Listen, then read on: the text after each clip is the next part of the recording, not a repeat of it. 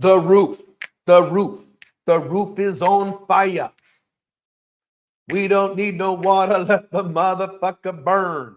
I am Caleb Jones, here yet again, as constant as the North Star, and this is Alpha Male 2.0, freedom-focused lifestyle design for muchachos.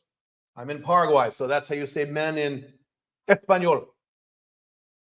Location-dependent income through your location-independent business that you own and control. Complete international mobility, if it's something you want. Freedom from a boss, which we're going to talk about today. Plus, dating multiple, not one, not zero, multiple attractive women long-term with no lying, cheating, or drama. The freest lifestyle available to the modern-day man today in the collapsing era in which we live. And when I say it's the freest lifestyle available, I'm speaking literally. I haven't seen anything else that comes even close for the rest of your life, age 18 to 79, Alpha Male 2.0. So today we're going to be discussing something called the breakout phase. I have slides up on the screen. If you're listening to the podcast version of this, I will cover the slides. Don't worry, but you guys like visual aids. You guys watch the video versions of these things. So you can see I have slides because you guys like slides. One moment. I'll be drinking an extra amount of water today because for some reason, my voice is very dry today. Not sure why. I hope I'm not getting sick again. If I get sick again, I'm jumping off this balcony. Head first. A few quick announcements before we get into our topic today. Hang on, let me bring these up here. Things you guys are asking about. So let me cover that really quickly. The release date for the new version of The Unchained Man. I did a limited release a few months ago. This is the open release for everybody. We have a date now that will be October 13th. October 13th, you can get the new version of the Unchained Man book. You can get the PDF from us. You can get the unabridged audiobook either from us or from Audible. You can get the paperback version from Amazon and Barnes & Noble, all the usual places. And you can also get the Kindle version. So all the versions will be available. The target is October 13th. That's our deadline to get that done. So there's your date. Mark your calendars. Also, the course, video course I have done specifically for Alpha Male 2.0, how to convert from beta male to Alpha Male 2.0 in a 30-day process. You get one lesson per day for 30 days. That will also be part of this. That'll also be available October 13th because that's kind of a companion to the book. If that makes sense. So that is the final date. There is another book I'm writing right now. I'm on chapter 3, and it's going to be a shorter book than what I usually do because I want it out by the end of the year. That will be a 5 Flags book regarding something I have not talked about publicly yet called the Fortress Model. I'll be talking about that a lot in a few months. So you have that coming at the end of the year. So 2 books for me in 1 year. It's pretty cool. That's different. Let's see. Next thing, next quick announcement. It was a long time coming. We've cleaned up our stores. I have 2 online stores with all of my products and all my courses and all my books in one place. There's the Alpha Male 2.0 store, and we've cleaned up the store. We had some wrong links on there. We had some incorrect images, bunch of things. Those are all 100% fixed. You can now go to store.calebjones.com for everything I offer. Alpha Male 2.0 and Unchained CEO. Everything in one store. We have another store that's just Unchained CEO, but if you're listening to this Alpha Male 2.0 content, that's a watered down version. You don't care about that. That one is store.calebjones.com/store. That's for people who don't want any dating stuff. But if you want all my stuff, store.calebjones.com. So now I can refer to that link whenever I talk about, hey, do you have a course on this? Yes. Store.calebjones.com. Those are ready. Last announcement. I was behind schedule on my blog articles. We're back on schedule with that now. 2 just came out last week. I think one came out either today or tomorrow. And I have that now scheduled out for the next 3 weeks. Plus, anyway, yeah. So that would be at calebjones.com for the Unchained CEO blog, where I talk about business, 5 Flags. And then I touch on things like politics sometimes because I have to. Do that. And then the Alpha Male 2.0 blog is at alphamale20.com. And yes, you can do comments there. People are already commenting, arguing with each other. It's really cute.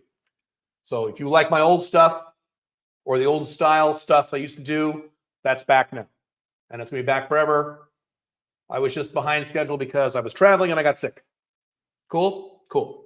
So everything's back on track. Thank God. I was behind for so long. I was so behind because I was traveling. Then I had a week and a half of nonstop events here in Paraguay. And then I was sick for like 2.5 weeks. So it took me like 2 weeks to catch up on all that shit. Everything's back to normal now. Very, very happy. So there you go. Let's see how we're doing. I'll answer 1 or 2 quick questions. We'll get to our topic here. Hang on a second. Another drink. Again, I'm going to be drinking a lot of water because my voice is worn out.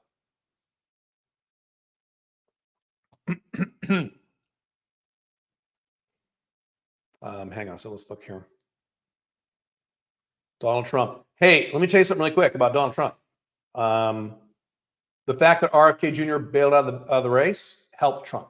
So if you're a Trump idiot, I call you guys Trump idiots. Sorry. If you're an irrational Trump supporter, think Trump's going to fix everything, that's good news for you. The problem is Trump is doing everything wrong. He's doing the same shit he did back in 2020 when he did everything wrong back then.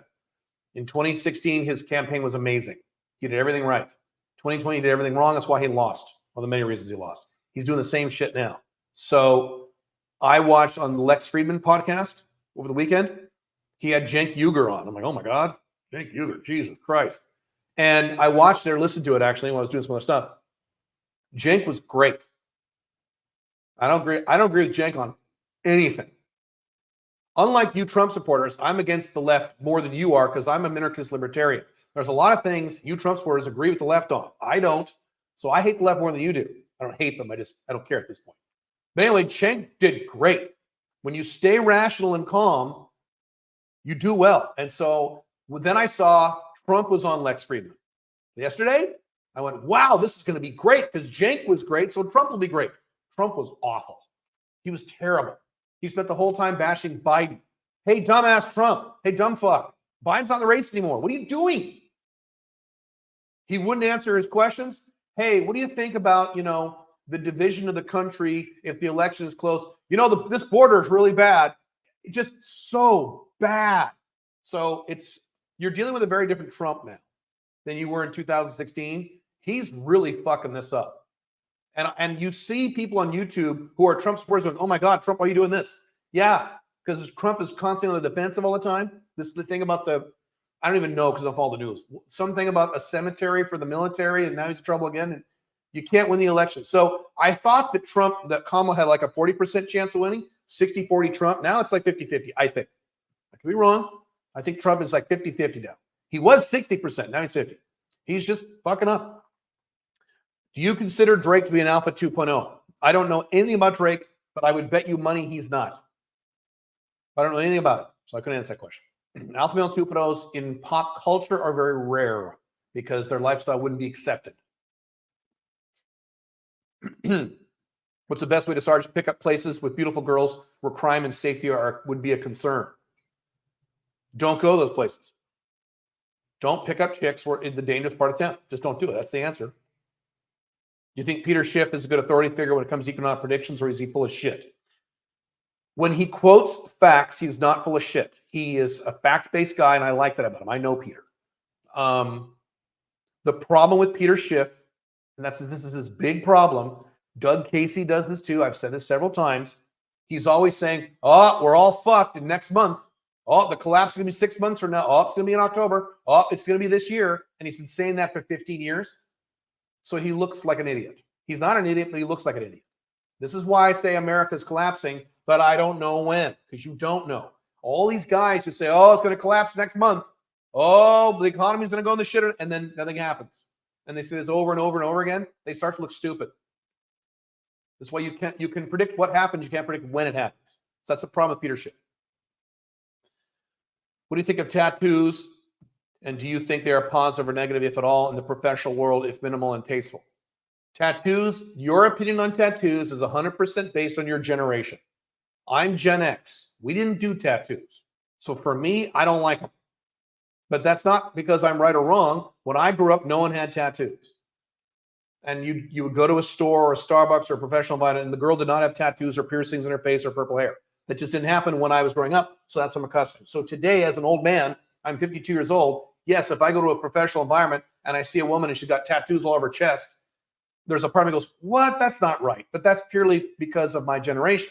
If you're Gen Z, you think tattoos are fucking great. You probably have several of them. My daughter is Gen Z. She's got several tattoos. I think they're ugly. She loves them.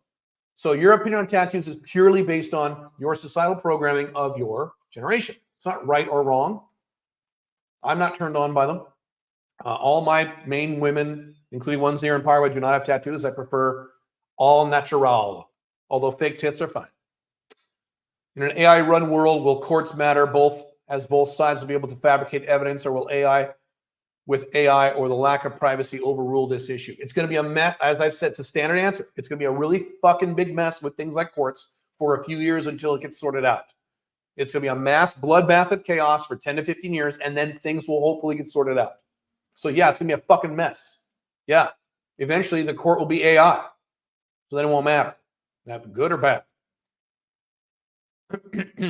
Let's see. Not going, really, including Colombia. I'm just looking for places where you're the guy asking about. Yeah, dude, you don't understand. Colombia's not dangerous. Colombia's fine. You can bang chicks all over Colombia, do dig them all over Colombia. There's no such thing as a dangerous country. I mean, rarely. No, just go to the parts of Bogota, the parts of Medellin that are safe. You don't say never go to Colombia. That's fucking stupid, but I've addressed that 10,000 times before. If you're saying don't go to Colombia because it's dangerous, you don't understand any facts about the world. You're probably an American too. How do you pay bills locally in Paraguay? Well, now I have an official apartment here now. I have an electric bill and things like that. Is it difficult to transfer money from a business account? So here's the deal.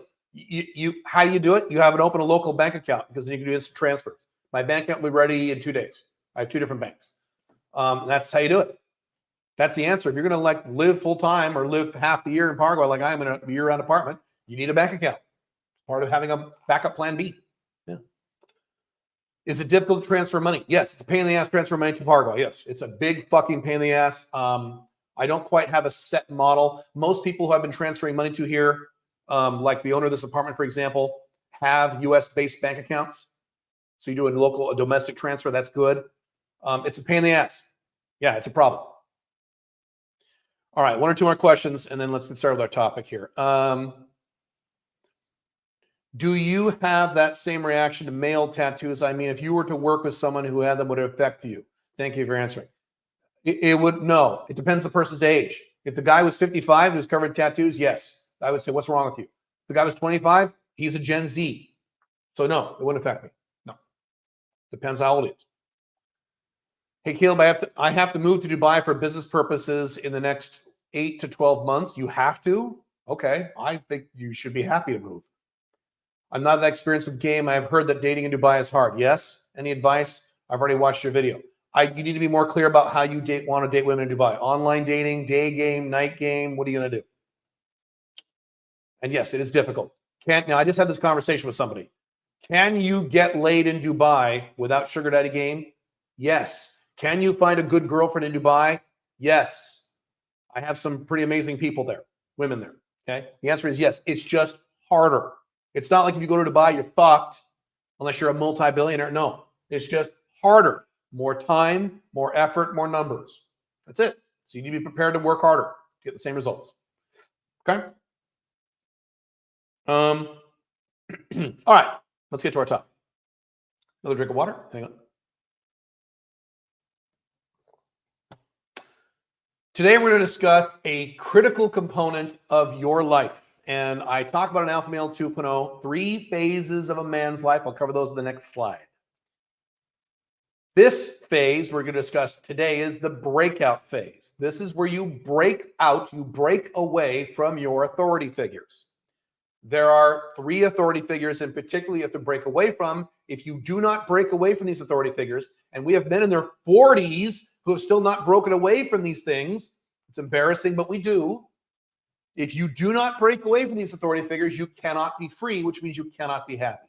As I've discussed many times here in Alpha Male 2.0, my books and my blogs and videos and podcasts, the way most men, not all men, but the vast majority of men work is they are happy to the degree to which they are free. If they have reduced freedom, Long-term, they will be less happy. If they have lots of freedom, long-term, they will be very happy. That's just how men work. So you will never be long-term free if you are locked into these authority figures who tell you what to do, and you have to do it. So the breakout phase is the first of the 3 phases of your life where you separate from these authority figures. You don't kick them out of your life, but you separate from them so they can't tell you what to do anymore. Then that sets the framework for the second phase. Okay? I'm going to go to great detail on how to do this. Really quick review, just to put this in context. I've already discussed this in the new Unchained Man, which is going to be re-released, final release, October 13th. The first phase is your breakout phase. This is usually for men under the age of 35, but there are plenty of you over age 35 who have not done aspects of this yet. This is where you break away from your authority figures, okay? We'll talk about who those are in a minute. The second phase is your empire building phase. This is where you build your life infrastructure. You work to accomplish the woman goals you have. You work to accomplish the financial goals you have, your income goals, your net worth goals, your 5 flags goals. You build your empire, you build your infrastructure, you get all that fucking done so that you have plenty of money, plenty of safety, plenty of freedom for your long-term life so you can be long-term happy and long-term protected with the 2 horrible things that are coming: collapse of the Western world happening in your lifetime, AI takeover, which is happening in your lifetime. Okay. My next book will be about exactly that, probably around December. Okay. Third phase, last phase, is your self-actualization phase. Once you get to the point where your infrastructure is completely built and you're locked in and you're good to go, now you work and you do things in life to improve yourself, to become the best version of yourself, and to do the things that you want to do in terms of spirituality or giving back to the world. So I'll give you my quick example. Most of you already know this. I am right now in the heat of my empire building phase. I am in the latter stages of my empire building phase.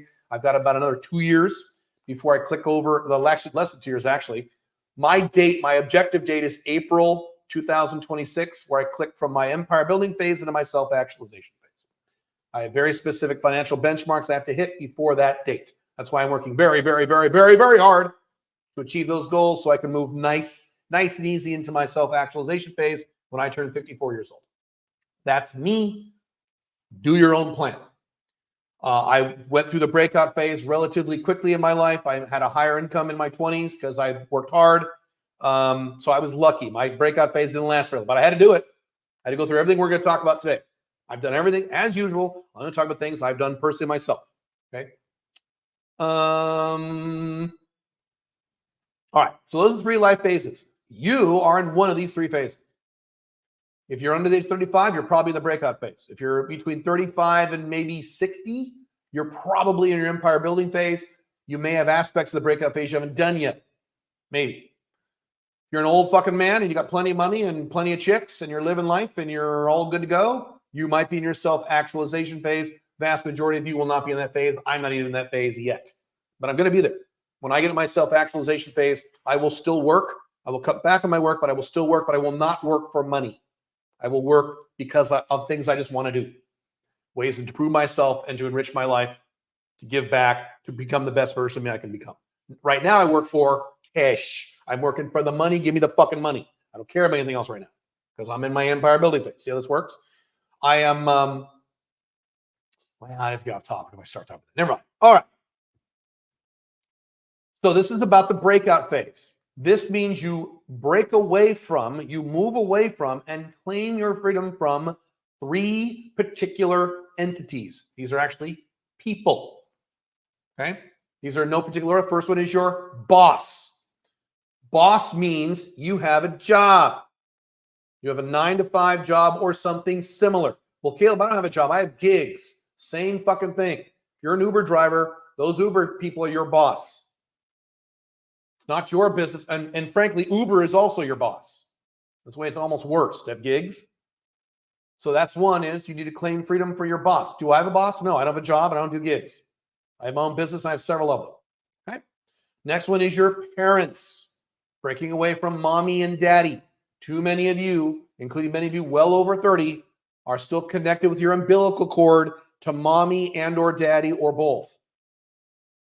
Or mommy or daddy surrogate. We'll talk about that in a minute. Okay. Next person you're going to break away from is girlfriend or wife, and that means monogamous girlfriend or wife. Some of you have monogamous girlfriends. Some of you are under 30 and have a girlfriend. No, not allowed. No, stupid. Many of you, there's a strong percentage of you who's still monogamously married, and you're watching my content and you're figuring out what to do. Time to make a change there, just like I did. Time to either break away or convert her to non-monogamous. So we'll discuss that in a few minutes. So these are the 3 entities you need to break away from to set the stage for the next phase of your life so you can be free. You cannot be free if any one of these 3 people are telling you what to do. If you have a job, you can't be free. Okay, what if I love my job? Doesn't fucking matter if you love your job. You're not fucking free. Do the same thing in your job and your own business, and then you're free. Okay? But Caleb, I love my parents. I love my parents. I'm going to go back to Dubai in October, okay? I'm going to go all the way back to the fucking United States just 2 months later for fucking Thanksgiving because I love my parents. But my parents don't tell me what to do. When they say, I wish you did this, I say, shut up. And I move on with my life. I don't say, okay, mommy, I better have kids because you want grandkids. We'll discuss that in a minute. Do I have a girlfriend or wife? Yeah, but she's completely non-monogamous and I'm well over age 35. I follow all my own structures. As you know, Pink Firefly does not tell me what to do. You know how many women I've been with here down in Paraguay? Pink Firefly does not tell me what to do. She can ask for things. She can make suggestions. Can't tell me what to do because I have an OLTR marriage and I'm over the age of 35. No marriage if you're under 35. Talk about that. Okay. All right. Step 1, freedom from a boss, freedom from job. This one is the most straightforward because we already talked about this a lot, especially lately. This means you start your location independent business so you don't need your job anymore. 90-day business builder. If you can't afford that, you get my Alpha 2.0 business course. If you can't afford that, you can buy my book, Big Income and Little Work. If you can't afford that, there's tons of free content. You start your own location independent business and get to the point where it makes enough money where you can quit your fucking job. Many of you have already done this in my audience. Many of you have done this in Business Builder or my other coaching programs. Love you guys. Awesome. You know how awesome that is. I always talk about my last day at a job. This was, I remember it now. This was, let's see, October of 1996. My last day at a job. I haven't had a job since October of 1996. More than many of you are alive. I remember that last day was Nike. Used to work at Nike corporate headquarters.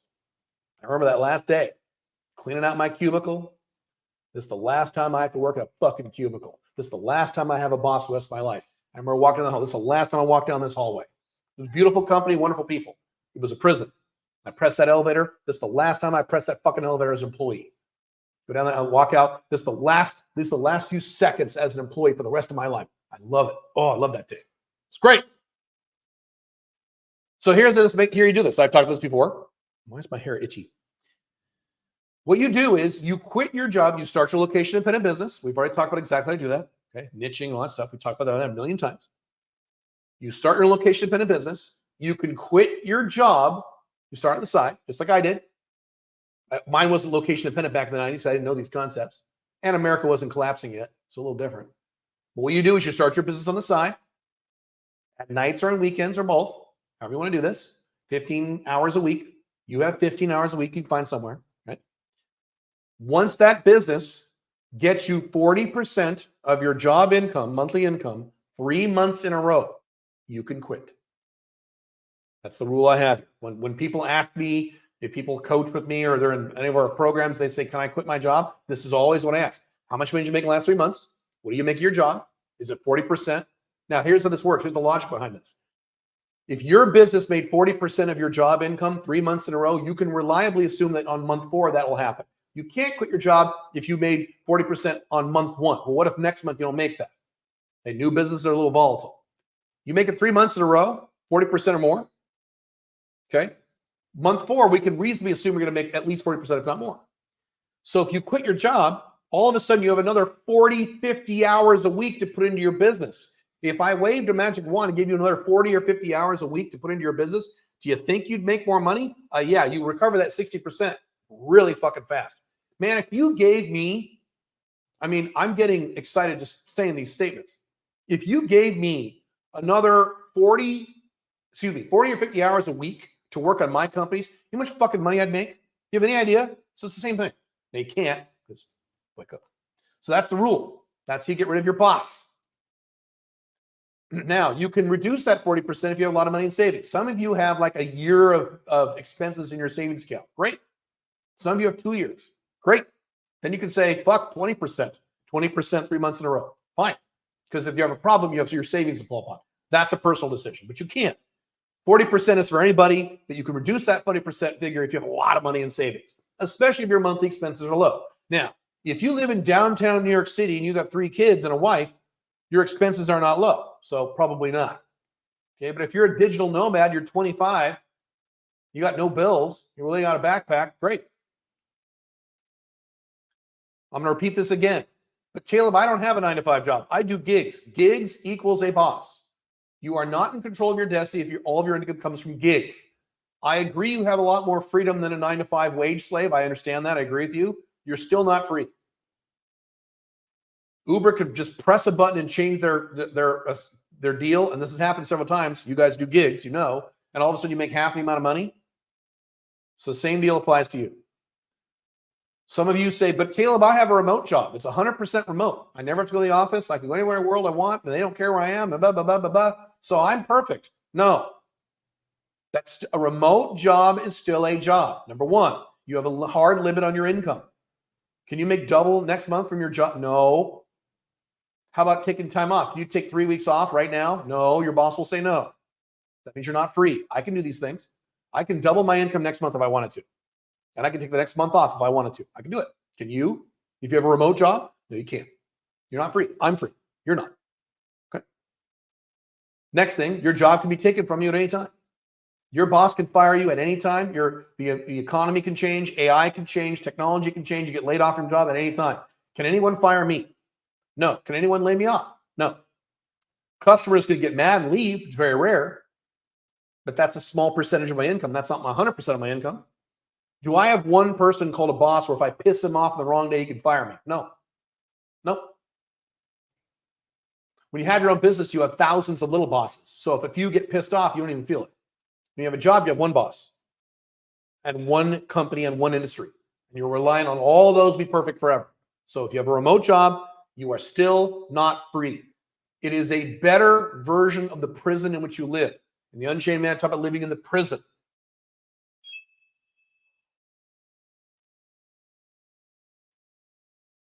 Hang on a second. My phone is ringing from the guards downstairs. I'll be right back. Hang on a second. I'm going to mute myself.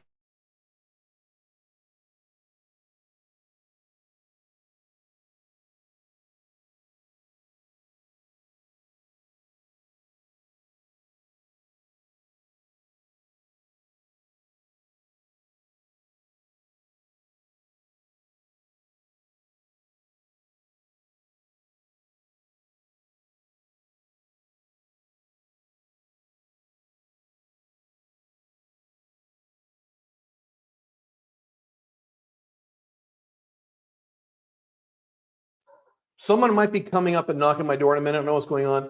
The beauty of live streams. So anyway, let me continue.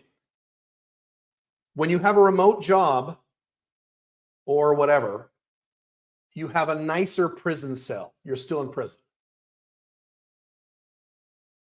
You understand? Okay.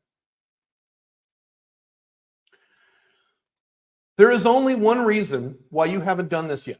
And the vast majority of you listening to the sound of my voice have not done this yet. There's only one reason you haven't done this yet. It's not because I don't know what to do. That's not it. That's not it. You know what to do. If you follow my content even a little bit, you know exactly what to do. Find a niche, determine their problem, find out what the problem is, coaching, consulting, or a service that helps solve that problem, put together a package, market it, and we've already talked about these things. And you have a lot of other content. Alex Hormozi, you got millions of business guys on the internet. Okay. You probably read business books and business podcasts. You know what to do. That's not the problem. The problem is your emotions. You're making all kinds of bullshit excuses. That's the first step of this. Well, I kind of like my job. Well, I'm an idiot. No one will ever pay me. I don't know anything. Well, starting a business, that costs thousands of dollars. I don't have thousands of dollars. These are all bullshit, false, beta male, pussy excuses that you're making. And many of you are making them. Many of you in my audience are very good at making excuses. Many of you are smart guys who make all kinds of bullshit excuses that, excuse your fear and excuse your laziness, which is what you're doing. You're either scared or you're lazy. You're either complacent or you're terrified. One of those two. So this is not a what to do problem. This is an emotional problem inside your brain that you need to address. However you need to address it. I did not have nearly as much of this problem because I've talked about this many times. I was raised, when I was a little kid, not when I was a teenager so much, but when I was a little kid, my family was very poor. I hated it. And I said, when I grow up, I'm going to have money so I don't have to live like this.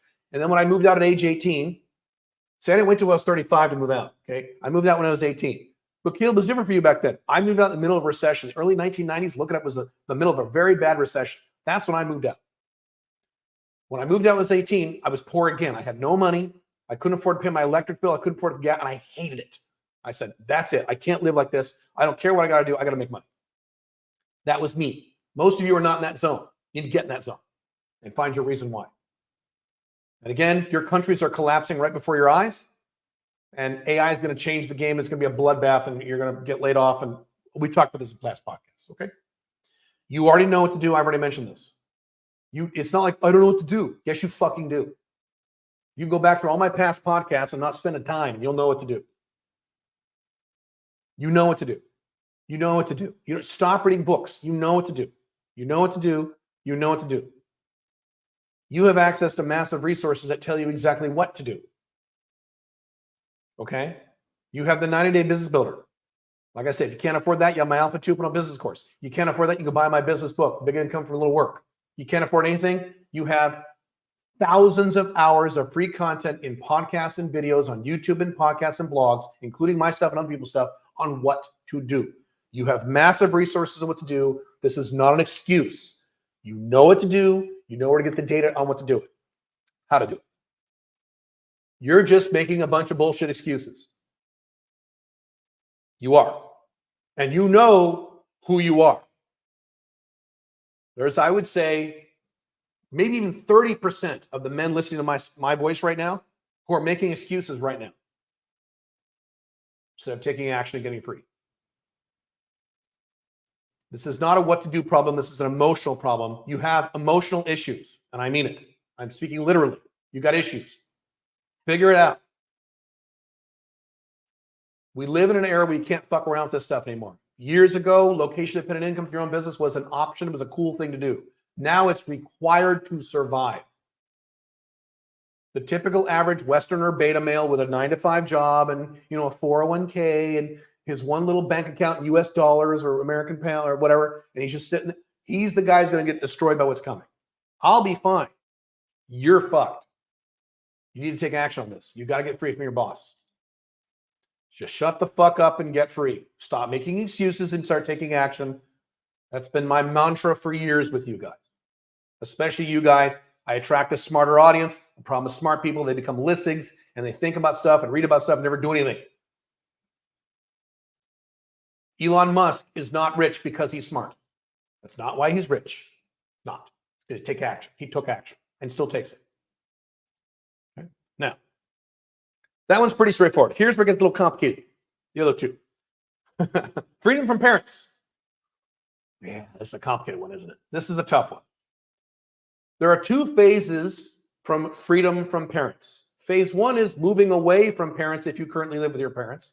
Phase two is to emotionally detach from your parents so they don't run your life even though you don't live there anymore. The vast majority, not the vast majority, the majority of you men at any age are going to have a problem with one or two of these. Okay? So this is phase one, how to move out. If you still live at home with your parents, you younger men, and you older guys are going to deal with phase two. You do not have freedom if you live with your parents. But Caleb, my mom and dad are really nice. But Caleb, my mom and dad never tell me what to do. But Caleb, my mom and dad are really rich. And I live in a really fancy house. I have this big fancy bedroom, and I have this big playroom all to myself, and I have this cool bathroom, and I don't have to pay any rent, Caleb. But Caleb. What did I just say about those people who have remote jobs instead of 9-to-5 jobs?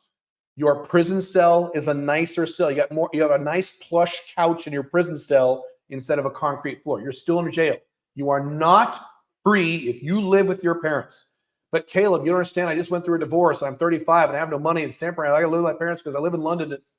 I don't give a fuck what your excuse is.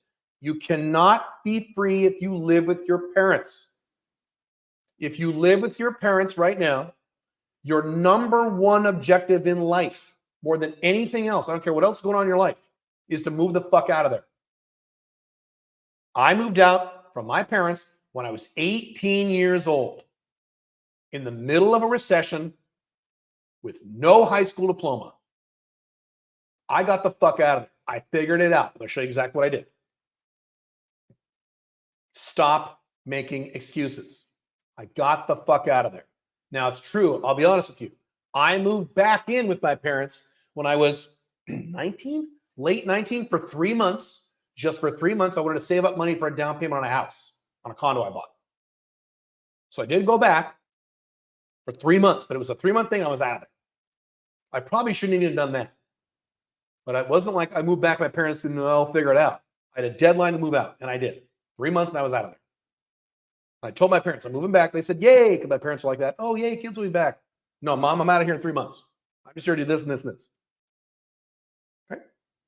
So by the time before I was 20, I was out of there and never moved back. And I've had financial problems since between my age now, 52, and when I was 20. I didn't move back with my parents. I can do it. Okay. Parental equivalent. Now, some of you guys don't have parents. Some of you guys have a parental equivalent. A lot of you black guys don't have mom and dad. You have grandma, don't you? Right? Talked to a lot of black guys, they have grandma. That's equivalent to mom and dad.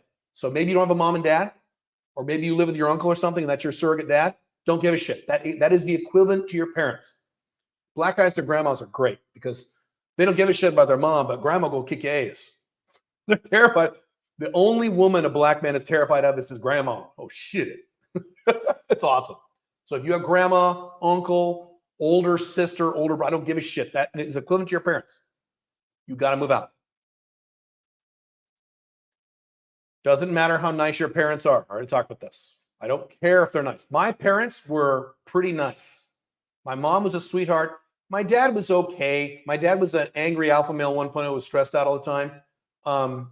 So he yelled at me a little bit. He yelled at all of us kids. So, but we got along well. We had a good relationship. So, my parents were fine. And by the time I was in high school, they had a decent house. They were poor when I was little, but by the time I was in high school, they had a decent house, a decent neighborhood. Doesn't matter how rich your parents are. This is why, and this is just my opinion, I have no respect for men who have a business that their dad handed them. I have no respect for any of Donald Trump's children. Because if I were one of his kids, I would have been long gone. Dad, I don't want any of your money. I'm going to go start my own business. I walk my talk. When I was in my 20s, my dad had a mental health counseling company. He was trying to retire. He sat down with me and said, Caleb, I want to turn my whole company over to you. I've never told the story, I don't think. I was in my late 20s. I forget. Mid-20s, I forget. He goes, Caleb, you're my oldest son, and you're the one I trust, and I want to bring you into my company. I'll train you how to run it. I'll pay you a salary, and you'll own my business, and then I can retire, and when I die, it's yours, and you'll be the CEO of my company. He had 7 employees by then, little mental health counseling company. I said, no. Dad, I love you. This is not, I don't want to, because I knew. I wanted to do my own thing, number one. But number two, I knew my dad would be my boss for the rest of my life. I have friends who have a company, and it's their dad's company, and their dad retires. Their dad is their boss for the rest of their lives. I didn't want to be a boss. I didn't want my dad as my boss for the rest of my life. Love my dad. Okay? Doesn't matter what they're offering you. Doesn't matter. If you're lucky enough to have rich parents, and I wasn't. But I had a dad, by the time I was, I'd already moved out. I was 28 years old. Anyway. This is a message here for those of you who are Hispanic, Black, certainly if you are Indian. My God, you guys from India are the worst at this. Asian. But I have to respect my mom and dad because you have a lot of cultural programming about this. Respect mom and dad and kiss mom and dad's ass and do whatever they say because my culture told me to. Moving away from your parents is not a reflection about how you feel about them. You can love your parents and respect your parents. I love my parents and I respect both my parents, despite their personal problems in the last few months, which I've talked about. I love my mom and dad. I respect my mom and dad, particularly my dad. I respect my mom too. But I don't live with them. And they can't tell me what to do. So if you move away from your parents, you're not in, because some of you are moms and dads like, well, if you move away, I'll be all alone and I'll be lonely. Yeah, they use a guilt trip on you. Talk about it in a second. Hang on. None of that is relevant to you moving out. I've talked to guys that you can move out from your mom and you move 10 minutes away. Move 10 minutes away and visit your mom twice a week. One of my FBs here in Paraguay recently moved away from her parents, which was a big deal because they don't do that here in Paraguay. It's a big deal. Women in Paraguay stay with their mom and dad until they get married. Then they move in with their the husband's big family. That's just the culture here. So she moved away from her mom, which is a big fucking, but she goes and spends the entire Saturday back home with her mom and dad. She's mostly close to her mom every Saturday. Great, do that. It's fine. All right, here's how to move out. Here's exactly what I did. I've taught young guys how to do this. You sit down with a spreadsheet, you do a simple budget, all the expenses you would have if you moved out. What would your rent be? How much would your groceries be? If you own a car, your gas, your car insurance, your phone bill, your internet bill, your utilities, the basic shit. The good news, if you're young, you probably don't have a lot of, extra expenses like us old men do. You probably don't have a bunch of kids and companies and taxes and okay. So you make a list of everything, add it up, get a total. Get real numbers. So rent, how much is rent in your city or where you're thinking about moving to? Go on rent.com if you're an American. Go whatever website you need to and look at the real rents for a little studio apartment, one-bedroom apartment. Don't get something amazing, okay? And find out the real numbers and plug in the real numbers. Don't guess. Well, I think rent will be this. Don't guess. I was wrong about rent here in Paraguay. I was way high. It's much cheaper than I thought. Now when you get that total, there's your income goal. There's how much money you need to make to move out. Now you know, and from your job or hopefully your location-dependent business. You might already be making that amount of money. Some of you are. People, sometimes people are shocked how cheap it is to move out. Yes, you can get a roommate. We talk about roommates for a minute. Or move out with your brother or sister, whatever the fuck. It doesn't matter, okay? But Caleb, I don't want a roommate. Roommates are assholes. I would rather you live with a horrible roommate than stay at home with mommy and daddy. Because at least the guy who lives with a horrible fucking roommate is free. Your roommate your horrible roommate might cause you problems, but he can't tell you what to do. Mommy and daddy can tell you what to do. You live under their house, their rules, even if they say that's not true. So it is less, and I never had roommates. I made it work without roommates, but I worked very hard. A lot of you probably don't want to work as hard as I did back when I was in my 20s. You can work hard, make sure you don't have a roommate, or if you need a roommate, fine, get a roommate for a while. It's not permanent. Have a roommate for a few years, increase your income, and kick your roommate out. Better to have a roommate, even a shitty roommate, than live at home with mommy and daddy, you beta. You have 10x more freedom living with a roommate than living with your parents. And that is a fact. Even if the roommate sucks. And I know about shitty roommates. I've heard all the stories. Never had a roommate, but most of the people I know have had roommates at some point. I've heard all the stories. Trust me, I've heard everything. A lot of people don't know how to manage roommates and set boundaries too. But anyway, that's another topic.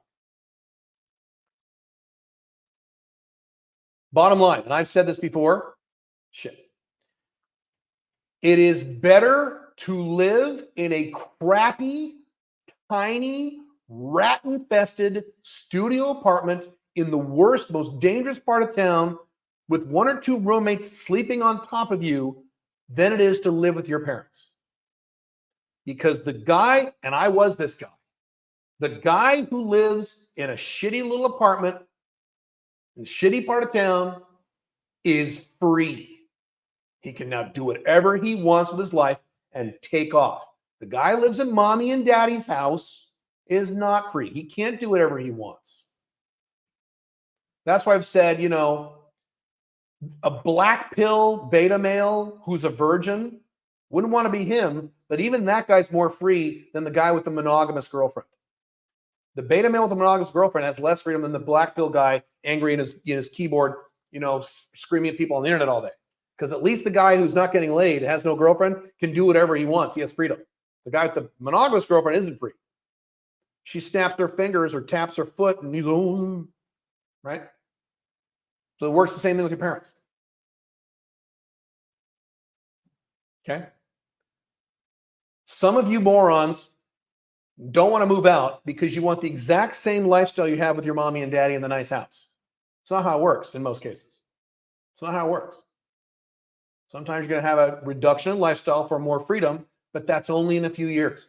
I told you the story 10,000 times. In 2007, when I got divorced, I was living in an apartment with no furniture. I had a chair, a table, and I had one mattress in the bedroom in the corner. I had no bed. But the reason I was cool with that, as a man in his mid-30s, now back then that's normal for men in their mid-30s, but back in those days, in 2007, that was weird because the economy was booming back then, right before the global financial crisis. The reason it didn't bother me is because I knew it was temporary. I said, this is temporary, but now I can do, because I just got divorced from a monogamous marriage, now I can do whatever I want. So that little shithole apartment with nothing in it made me feel really good. I felt like a loser looking around, but I'm like, this isn't going to last long. And it didn't. I was out of that apartment in less than a year. Less than a year. Was I there a year? I might have been there for a year lease. Okay, I might have been there for 1 year. Just because the lease was a year. Now, I was out there in a nice house within a year. It's fine. Full of furniture and all that shit. Okay. Step 2, phase 2 from freedom from parents. And this is where many of you have a problem, even though you don't live with your parents. Remove yourself from parental manipulation. And you already know those of you who I'm talking to here. You know who you are. Many of you don't live with your parents, but you're still under their control. You're still talking to mommy and or daddy. Usually it's mommy. And mommy is bitching and moaning and complaining and why don't you send me money? Okay, mama, here's some money. And why don't you get married and have find a nice girl? Oh yeah, why don't you have babies? Because you're my only son and I want grandkids and you need to give me grandkids. And okay, mom, I have to respect you because I was born in India and I have to do whatever you say, mom, even though I'm 42. Okay, mommy. A lot of you are in that category. You don't have to be Indian to be in that category, although most of you Indians are. Asians, Hispanics, some black guys, a lot of white guys. You're well over the age of 30 and you're still mommy's little boy, or in some cases, daddy's little boy. Usually it's mom. In my experience of talking to men, talk to thousands of men, usually it's mom. Guys they're not terrified of their guys like this. Wow, it's really windy outside. Guys like this are not scared of their dad and dad, the way dads work, dads don't usually get into your life and tell you what to do. I know some of you have fathers like that, but the majority is dads don't get in your business and tell you, dads don't give a shit. They're out working on the car and working their jobs and they got shit to do. It's moms who are up your ass, right? It's moms who are up your butt telling you what to do and argue with you. And that's why women have such trouble with their moms. Indian guys, Asian guys, other cultures are particularly bad about this. Correct. And that's part of your culture. Your race. Indian is the worst. Non-Indian Asian, the second worst. Hispanic is the third worst. You are raised in a cultural societal programming saying your mommy and or your daddy is your God for life. You do whatever these people say, regardless of if you're in your 20s, 30s, 40s, 50s, 60s. My dad was having trouble with his dad when my dad was well into his 70s. I mean, this is stupid. Okay, now, if you're 18, fine. If you're 50, if you're a kid, it's different. I'm talking about adults here, okay? Here are the things parents use against their grown children. Guilt, biggest one. You never visit me. How come you never call me? You only call me once a month. You only call. Why don't you call me more? I'm your mother. I'm this poor little old lady in this little house all by myself, and my son is living in the world, and my son and you go, okay, mommy, I'm sorry. Or here's a big one. I want grandkids. When are you having grandkids? What the fuck? You might be 37 years old. You haven't had kids yet. Your mom is on, especially if your mom is from India or China or Mexico. She's on your ass to have kids because she wants grandkids. Is this your life or her life? Do you live your life or your mom's life? Who do you live? Your mom had her kids. That's you. Your mom can shut the fuck up. I'll talk about telling your parents to shut the fuck up in a minute. Okay, because I did this. You need to have the balls to do this. This is your life, not your mom's life. Be aware that guilt is a manipulated tactic. And a lot of parents are very good at this. Some of you had dads like this who use guilt on you. Okay? This is what they use. Anger. My formatting is a little off in the slides there. Why are you doing that? Why are you with that girl? What the fuck? Why are you with you shouldn't do that. Why are you taking that job? Why are you moving to this country? You want to move to where? That's ridiculous. Why are you voting for Trump? Why are you doing this? Why are you doing that? And they get all pissed off at you. Now, again, if you're 12 years old, your mom and dad have every right to get pissed off at you. They made you and they support you. Okay? If you're over 18, they can, and you don't live at home, here's the other thing. If you are over 18, you're an adult, but you still live with mommy and daddy, I'm sorry, they have every right to tell you what to do and yell at you and give you all kinds of crap. Because you live there, they're paying your rent. I promise you, if either one of my kids move back in with me, they won't. Because they know. And my kids make it work. But if either one of my kids moved back with me, I'd be like, look, you understand, I'm in charge. My roof, my house, my rules, I can tell you what to do. You don't like it, get the fuck out of here. And that's valid. So what I'm talking about here is once you are over the age of 18 and you don't live at home with your mommy and daddy, they can go fuck themselves. They don't tell you what to do. They don't raise their voice at you. I'll tell you my story in a minute. But they're my mom and my dad. I don't give a fuck. I don't care. This is your life. You're a man. Are you a man or are you a 6-year-old child? What are you?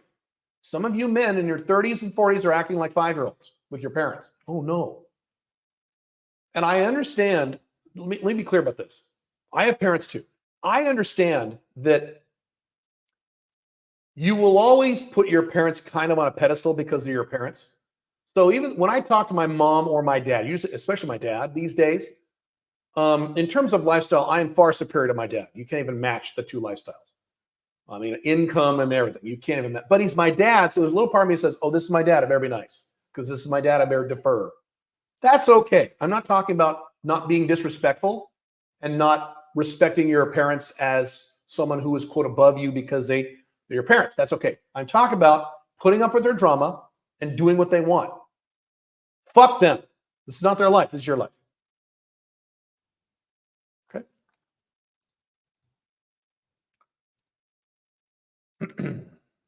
Oh, I've repeated the slide. Sorry. Demands. All right, look, you need to come for Christmas. You will be there for Christmas, and I expect you there, and your girlfriend, or I expect you there, and you will do this, and you will do that, and you will do this, or you can't date her. Maybe your parents are Jewish. Is she Jewish? She's not. Well, then you can't be with her. She's not Jewish.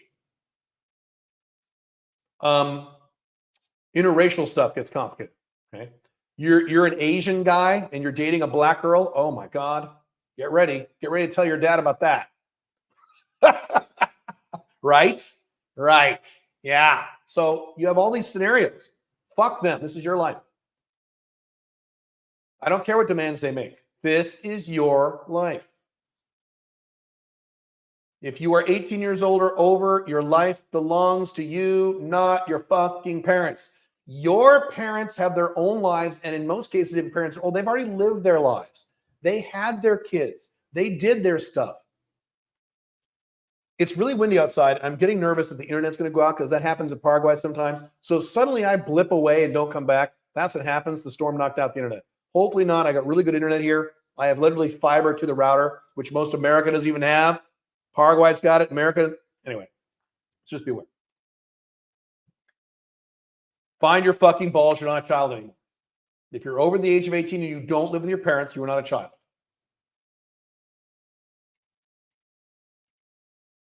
Here's how you break free from mom and dad. Once you've moved out, this is, again, I already talked about moving out. This is when you guys have not moved out. Very hard conversation with real consequences. I will give you my 2 examples in a minute. So you sit down with your parents. You can do this over the phone in a calm tone of voice. This is Alpha Male 2.0. You're not going to yell. You're not going to scream. You're not going to tell people what to do. We are Alpha Male 2.0s. We don't tell people what to do. That's what Alpha Male 1.0s do. You want to tell people what to do? Go watch Andrew Tate. And you won't be happy, but you can tell people what to do. You want to be happy, can't tell them what to do. So you don't tell your, now listen, Dad, you are going to, no. Okay, this is, okay, casual conversation, normal tone of voice, stating what you are going to do, okay? You can still show them love during this difficult conversation. Dad, I love you. I respect you. People don't talk to me that way. No one talks to me that way, okay? And if you keep talking to me that way, you're not going to see me for Christmas this year. Or you're not going to see me if you're not see here for maybe 2 years. Love you, respect you. Okay. The consequences are not a bluff. They are things you'll actually do. So if you say, I'm not coming to the family reunion this year for Christmas, you're not going to go. You're not just saying that because you're being mad. That's what people do, especially women. I'm not going to do, you don't do this. I'm not going to do that. And they don't mean it.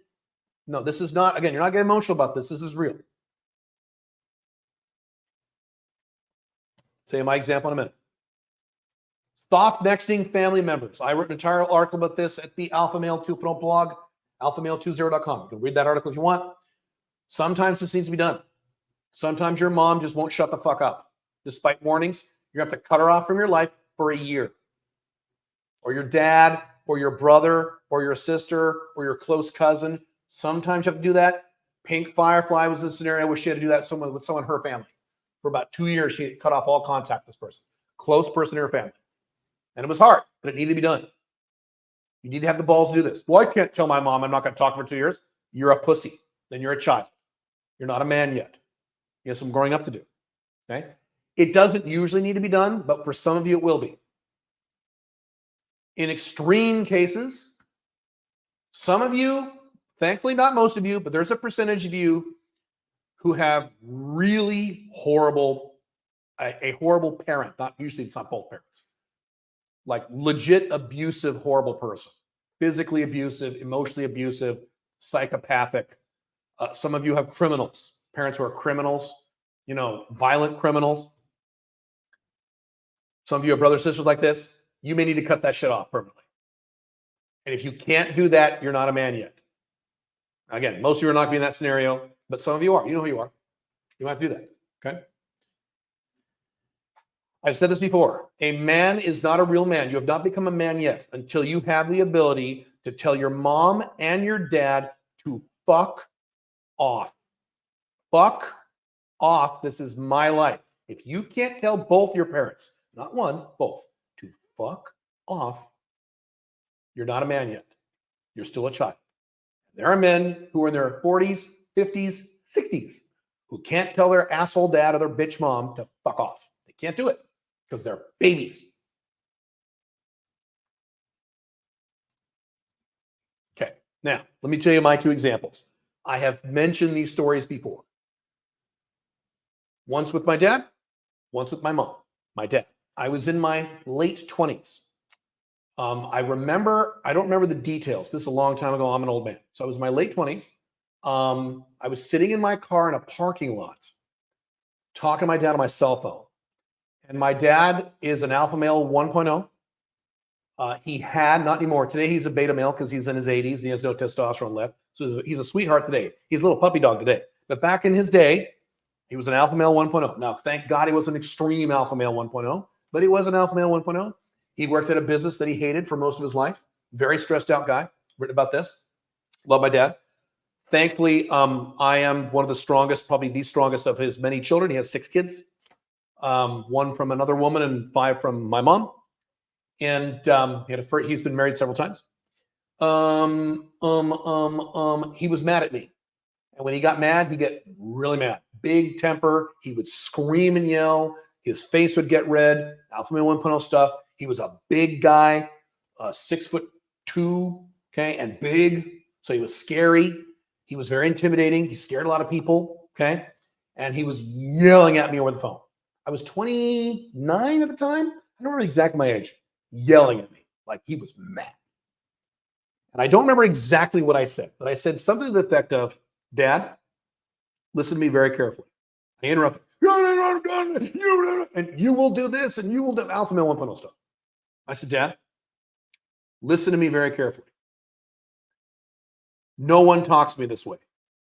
You will never speak this way to me ever again. Now, again, alpha male 2.0s don't tell people to do. I wasn't 2.0 back then. I was only 28. Wasn't alpha male 2.0 until I was 35. But still, I said this. You will never speak to me this way ever again. If you want to speak this way to your other kids, you want to speak this way to those pussies, go right ahead, yell at them all you want. You don't yell at me, I'm a man. You ever yell at me one more time, it's going to be a long time before I ever see you again. You better think on that. And something else I forgot. Click, I hung up on it. No one hangs up on my dad. Especially back then. I was 28, 29 years old. I'm 52 now. That was the last time he ever yelled at me ever again. And he kept yelling at all my sisters and brothers all the fucking time. We go to family reunions. We used to go spend 3 or 4 days at a beach house for the whole family. Okay. And he would scream at my brothers and scream at my sisters. And then he'd go to me and he'd just kind of look and nod. Or he would ask me nicely. Never again. because I told him to fuck off. Okay? A lot of you don't have that ability. You need to get that ability, especially if you have a dad like that. Now, my mom. This was after Alpha Male 2.0. This was around 2009. So I've been Alpha Male 2 for about 2 years. We started in 2007. This was in the heat of me starting to date much younger girls. And this is before sugar daddy game. This wasn't a sugar daddy thing. I was dating 18-year-olds, 19-year-olds, and I was, almost 40. My mom was over at my house one day. And I've already told the story on a prior podcast about when I had a kidney stone and I was drugged and I was having a threesome with two 18-year-olds and I couldn't drive. So my mom had to pick me up and my two 18-year-old. Okay. So she had been through that experience and she heard other pieces from my colorful life back then. And we were in my kitchen, I think. She was over. I don't know why she was over. Maybe she was dropping off my daughter at the time. This is when my daughter was little. And she starts yelling at me. And my mom is weird. She doesn't yell very often, but she can. She's Italian. Okay. We're Sicilian. So she starts going at it. And it's all about typical mom stuff. Why are you seeing these young girls and these young, these teenagers, and you're almost 40 and you should settle down with you've heard this, many of you have heard the same shit. You should find a nice woman who, a nice girl who you can settle down with and marry and, raise children. And then why are you having sex at least 18 and having all this sex with all these girls who do drugs? And why are you doing? And she's just going off. I said, Mom, similar conversation. Mom, what did I say to her? I have a better memory of what I said because it was many years later. Something like, I said something like, Mom, and I had to interrupt her. Mom, listen to me very carefully. You look at her right in the eye. Listen to me very carefully. This is my life. This is not your life. You can go do whatever the fuck you want to do with your life. This is mine. I am never going to do anything you tell me. This is my life. I'm not a child. If you bring up this topic one more time, I'm not coming for Christmas this year, and it's going to be a very long time before you ever see me again. Do you understand, Mom? And she said, yes. That is the last time. That was 2009. How long was 2009? The last time she ever brought up my woman life ever again, unless I brought it up first. Okay. And even when I brought it up first, she was reasonably. Now, the good news with my mom is, but let me finish that point. The last time she ever fucked me on this. Ever. Telling your parents to fuck off works. And by the way, both times I meant what I said. If she brought up again, I was prepared to soft next her ass for a year. I was prepared to do it. Didn't want to do it. Love my mom, but I was prepared. In terms of my mom, she calmed down not pretty quickly. Over the next few years, she still was I could tell she was upset. But then I married Pink Firefly, and she goes, oh, thank God, he has a normal wife now, because she loves Pink Firefly. So that calmed my mom down. But that was, I didn't marry Pink Firefly until, 2018? So that's 9 years. So she had to put up with the shit now, I was dating her before that. And I was seeing HBM, who was my high-end MLTR, but I called her my girlfriend for a few years. My mom liked her. So my mom kind of calmed down once I started getting these longer-term, more serious OLTRs relationships, because that's what she wanted. But for many years, she had to just shut the fuck up. And I'm sure in both cases, my mom went and talked to my brothers on, why is Caleb, having sex with these girls? Or why is he doing this? And I just don't. I'm sure she talked behind my back. Don't care. I'll go independent. We don't care what people say behind our backs. People say what you can say. I say this to you guys. You can say whatever you want about me, not on my channel, but you want to bash me somewhere else on Twitter, go ahead. I don't care. I'm not going to. I don't care what you say about me. That's how this works. Okay? All right. Freedom from monogamous girlfriend. No. So this is you now. Well, Caleb, I have a wife. So we'll cover that in a second. Anything monogamous. Okay? Now, let me see. These slides are out of order. Did I fuck this up? Yeah, I deleted a slide here. Okay, so before I go to the slides, let me cover the Alpha Male 2.0 rule set regarding girlfriends. You needy one-eyed morons. No girlfriends before you are 30. Before you are 30, what's the fucking rush? You beta male pussy. If you're 27, you can wait 3 years. You'll probably live 100 years plus If you're in your 20s now, you'll probably live over 100 years. You got 80, 70 years to get all the goddamn girlfriends you want. There's no rush. You beta male puss. Stop this shit. Okay? No girlfriends until you are 30. FBs, go to town. Have many as you want. MLTRs, fine. That's fine. I'm not saying don't get laid. Yeah, get laid. No girlfriends. No OLTR or monogamous girlfriend till you're at least 30. Okay? Okay. Number 2, no moving in with a woman you are dating. I don't care if you get married or not. That's not relevant. No moving in with a woman you are dating until you're at least 35, and that's bad. It should be well past 30. 40s is better because most men over 35 don't want to do that. But at least 35. Do not move in with a woman. I'm talking about in a romantic context. Roommates are different. Until you're at least 35. Okay? Okay. Remember these rules. And, of course, this is Alpha Male 2.0. No monogamy ever. Ever. What the fuck are you doing? No, monogamy doesn't work. Monogamy will not make you happy. Monogamy is not freedom. Monogamy is another prison. And I know there are many of you listening to the sound of my voice right now who are currently monogamous. And you're like, shit, how do I get out of this? Okay? Okay. So, if you have a monogamous girlfriend at any age, monogamous is the key here. No, no, no. Or if you have a OLTR and you're under 30, that's also not acceptable. No OLTRs for men in their 20s. You have several options to make this, okay? Several options to break away. Option 1 is the easiest. Break up with her, but do it very nicely. Be very nice. Be very sweet about this. Just break up, end it, okay? Be graceful and empathetic about this. Be really nice. Be really sweet with her. Hey, this is my fault. I'm at a place in my life where I need to do this. Come up with any excuse you want, as long as it's the truth. Okay, I shouldn't have made commitments to you, and I'm sorry, and whatever. Okay, be super nice. Super nice, okay? You can still be friends, platonic friends. You shouldn't be in my view, but that's okay. Remember that this scenario is your fault, not her fault. She's the victim here. You fucked this up, and now you're trying to repair it. If you're monogamous, you already fucked up. You're just trying to repair what you did X number of years ago when you promised monogamy like a dumb beta man. And I know a lot of you are new to my content. You didn't know my stuff back then. I understand. I was monogamous too. I had to go through this too. I had to go through the same process.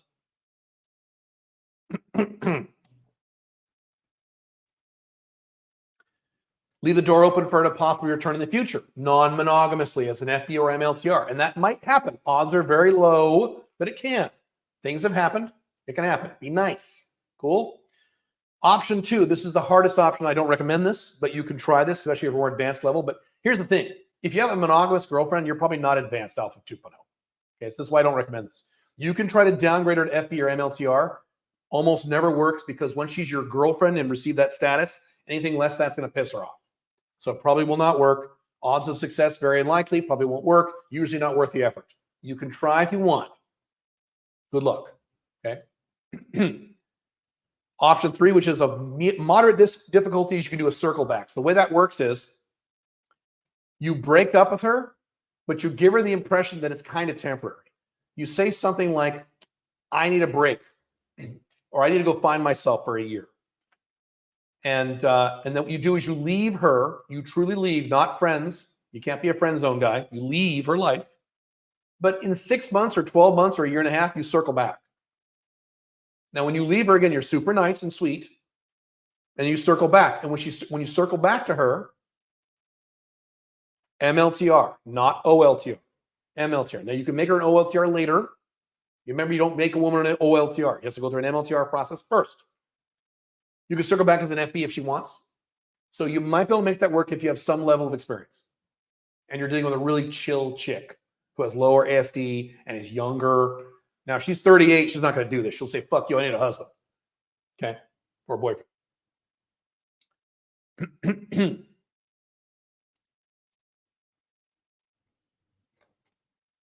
The breakout phase, this phase we're talking about, is the baseline from which all the other freedoms in your life spring forth. So freedom, sexual freedom and financial freedom, these things cannot happen if you have to report to a boss, mommy and daddy, or monogamous girlfriend or wife. Okay? They can't happen. You can't experience any of the freedom I talk about in Alpha Male 2.0 in the later phases, empire building and self-actualization, unless you do 100% of the breakout phase first. Okay? You're just putting a barrier and all that stuff. Let me rewind really quick because I did skip this. Caleb, I'm monogamously married and I want to convert my marriage to something open. Go to store.calebjones.com. Scroll down to mini courses. It says how to convert.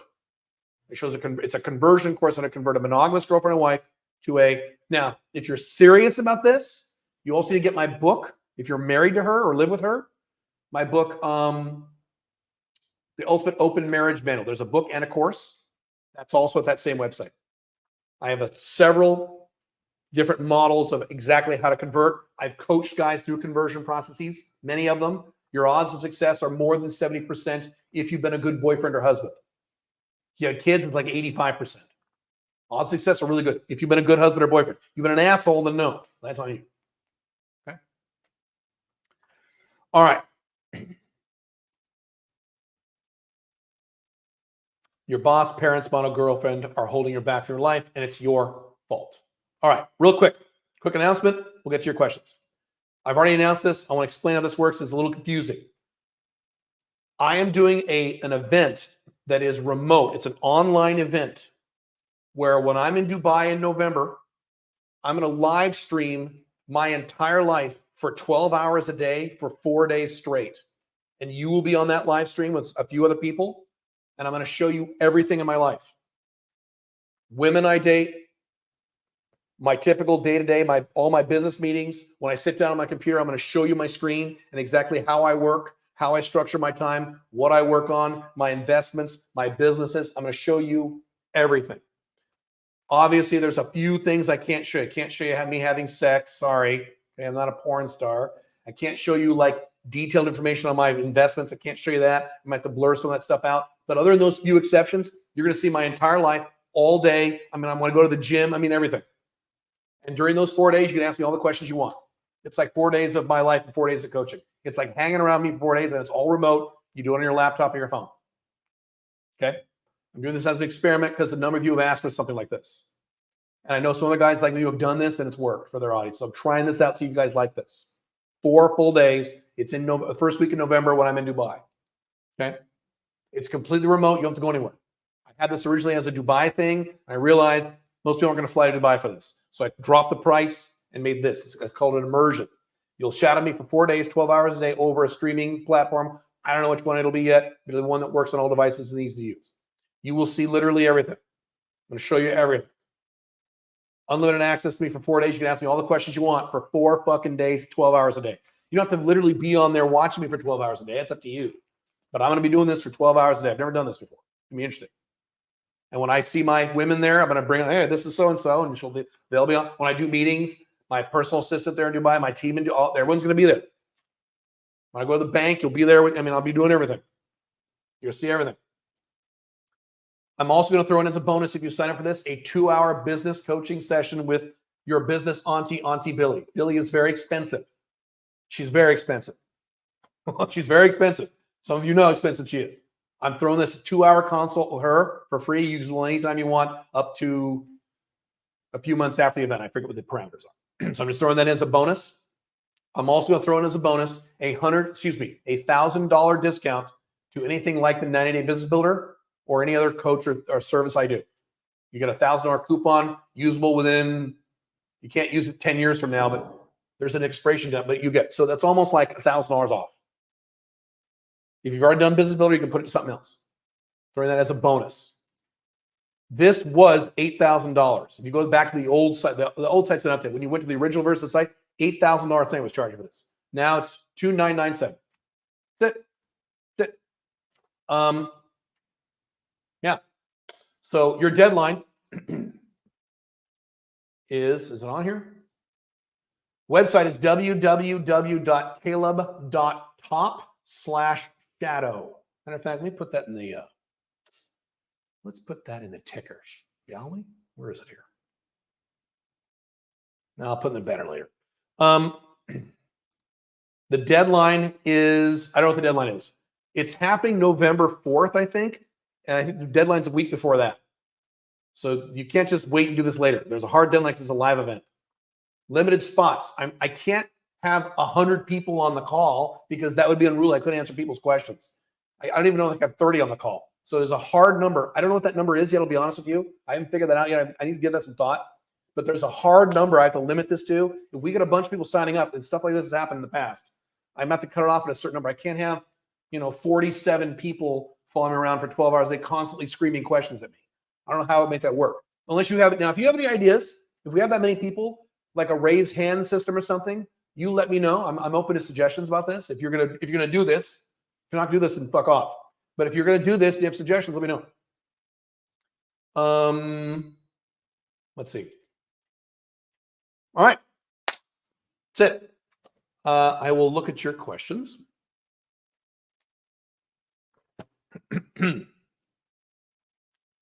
Let's see here. Lots of questions. I'm so happy the internet's still working. Here in Paraguay, sometimes it goes down. Let's see. If you haven't written your question yet, you can put that in the chat. Let's see here. If you didn't have gold in your never touch it, never lose it bucket yet, would you buy it now, even though the gold price seems to be at an all-time high? When you're doing your permanent portfolio, never touch it, never lose it, the current price is totally irrelevant. You're not buying it based on the current price. So if you're doing your 25%, 25%, 25%, 25% permanent portfolio from Harry Brown that I teach, it doesn't matter what the price is. The price could be $1 million an ounce. You would buy whatever you can afford. So that the price is not relevant. If you're buying for your get rich bucket, then it's a decision to make. It's up to you. If so, would you buy it all ASAP? I would buy it all ASAP. After a good while of 1 year of following 2.0 structure precisely, I fell on one-itis for a woman. Stupid. Okay, you're stupid. Messed up on the Cardinals. I broke up the way you said. Did I do it right afterwards? I don't know how you broke. If you broke up the way I said, you probably did it right. Yeah. Don't make that mistake again. When you make mistakes and get one-itis, use it as a learning experience to never repeat. So if you got one-itis, the good news is you knew you fucked it up and you shouldn't have done it, and that was a bad thing. Great. Don't ever do it again. The problem is these guys get one-itis and one-itis, one-itis, one-itis. I have a brother, and I love my brother, but he gets one-itis every time he dates a new girl. Like on date one, or as soon as they have sex, instant one-itis. He makes her his instant girlfriend, and he's had a really rough relationship life over the past 20 years because he gets one-itis all the fucking time. Now, that's the opposite extreme, but you get my point. Because you had kids before you became Alpha 2.0, well, I raised my kids as an Alpha 2.0. They were babies when I was a beta, but my daughter was 7 and my son was in high school. So I raised my kids half as a beta and half as an Alpha 2.0. I think you see things different. Can you tell me examples of men who are Alpha 2.0 before a wife and kids to continue to be Alpha 2.0? There's many guys in my audience who have had kids since becoming Alpha Male 2.0s with their OLTRYs. Yes. Examples, I mean, I don't know what you want me to tell you. They have an OLTR marriage, just like I have with Pink Firefly. Now, every OLTR marriage looks different. If you have an OLTR marriage with your wife and you have kids, it will not look just like my OLTR marriage with Pink Firefly. Every OLTR has a different set of ground rules and structures. Some men don't need to have sex every week. I mean, it depends on the scenario. But there are lots of you. If you're any of you on the chat, there's not that many of you on there. But if there are any in the chat who are doing this, let me know. Or in the comments of this video, leave a comment. Am I supposed to take a licensing test? I am supposed to take a licensing test tomorrow so that I can get closer to becoming an Alpha 2.0 doctor. What do you usually do before an important event? Study, and then I'm done studying and I go to bed and I say to myself, I've done everything I can do now. The brain can relax. That's what I do. Will you still do a 90-day business builder, et cetera, when you transition your next phase? Yes. 90-day business builder is forever. That's never going away. The price will probably go up. I'm probably going to raise that price. So you should do it now. Deadline's already reached. Next time we offer it, get it. But 90-day business builder, yes. That's an internal thing. Can you name 3 self-actualized guys who are good examples? I can name more than 3 right now. You won't know any of them. They're not public figures on the internet. You want public figures on the internet who are self-actualized. Let's see. I would consider Arnold Schwarzenegger and Sylvester Stallone as self-actualized for many years. There's 2 celebrity examples. There's 2. Hey, Caleb, you mentioned before that yourself and PF had separate kitchens. Correct. That is a rule for living with an OLTR. You cannot have the shared kitchen. You will fight. Correct. How did that work? Did you get a basic kitchen and want to cook a big meal? Use her kitchen. I don't cook big meals. But if I wanted to cook a big meal, yes, I'd lose. Yes, usually the girl gets the big kitchen because the girl is the one that gives a shit in most marriages. Some marriages, the girl doesn't care and the guy's really into cooking. Great. Then the guy gets the big kitchen, the girl gets the little one. So Pink Firefly always gets the big kitchen. I get the little kitchen because I don't care. I microwave my food. But the answer is yes. If I absolutely need, or sometimes we cook together. We cook together. Okay. We do that. So we use her kitchen, of course. Yeah. What are some techniques to arouse your MLTR? I am non-monogamous. See her once a week and always make her come. Cardinal rules. Yet she is having excuses not to have sex more often lately. You need to have, it's not to arouse her. You need to have a conversation. So if she comes over, she literally has no sex, and that happens multiple times, you need to have a conversation. Can you explain to me why you don't want to have sex when you come over sometimes? And she'll say, oh, I'm just tired sometimes. That's bullshit. Get to the real reason. You need to have a conversation. If I was seeing any woman, including an FB, okay, who didn't want to have sex more often, you're damn skippy. We're having a conversation. What's wrong? Likely it's not something you're doing. Likely it's something else in her life. But if it is something you don't do, you need to know. You don't want to try to turn her on more. That's not the answer. Eventually, every single FB that I smash wants me to spend money or time with her, even if I do the cardinal rules. How do I do this without wasting time getting new FBs constantly? I don't have enough information to answer that question. I don't know what culture you're in. I don't know what kind of women you're dating. I don't know what you're doing. I don't know what country you live in. I don't know how old you are. I need to know a lot more data to help you figure that out. And I don't know if I can do this on a quick Q&A here on a live stream. Some say that going down on a girl is submissive, beta, and looks weak to the woman. Is this true in your opinion? That is not true. I know that's a big Joe Pesci joke. I understand what men are saying about that. I get it. No.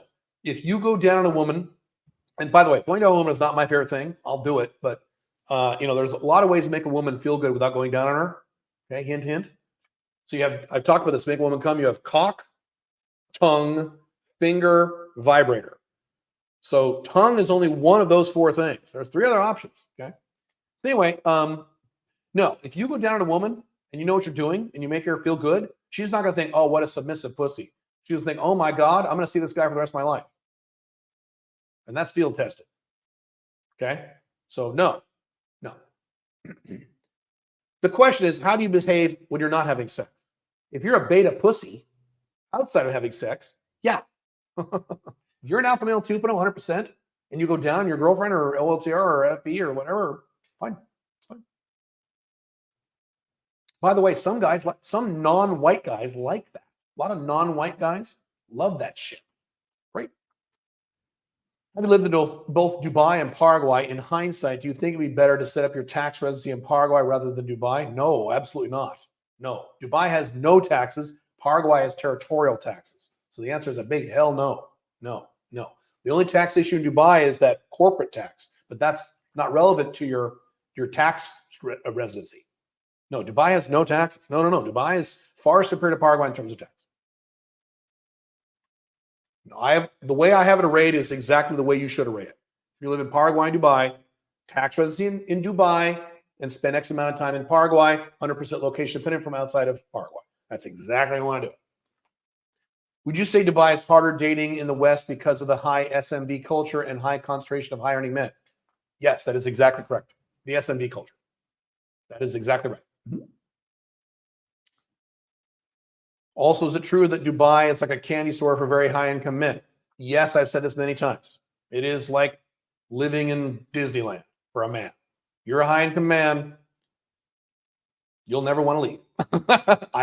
I love being here in Paraguay, but I love my Dubai.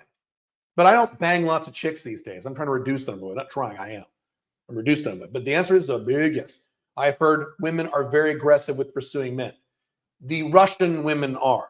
The Russian/East European women are aggressive women in general. Yes. Yeah. The other women aren't. And Dubai, they're from all over the planet. It's a totally international culture there. Taking a break from dating apps, do you ever think it's good to refresh them for a bit? I've said this 10,000 times. You have to take a break from swipe apps because the algorithm will favor you if you take frequent breaks. You need to do that, yes. No woman is out of my league. I don't care what anyone says. This is a self-fulfilling prophecy, whether you think she's out of your league or not. I agree with you. I have the same belief. I just finished a blog article that will go up the Alpha Male 2.0 blog in about 4 weeks of the literal entire story of how I had sex with the most famous woman I've ever had sex with, because you guys asked. Yeah. No, I can get any chick I want, or any type of women at least. Yeah, I can do it. So I agree with you. You can achieve that level. I'm there. I've been there for many years. Yeah. I'm not gonna. I'm 52. I've already done it all. I'm focused on other things now. But yeah.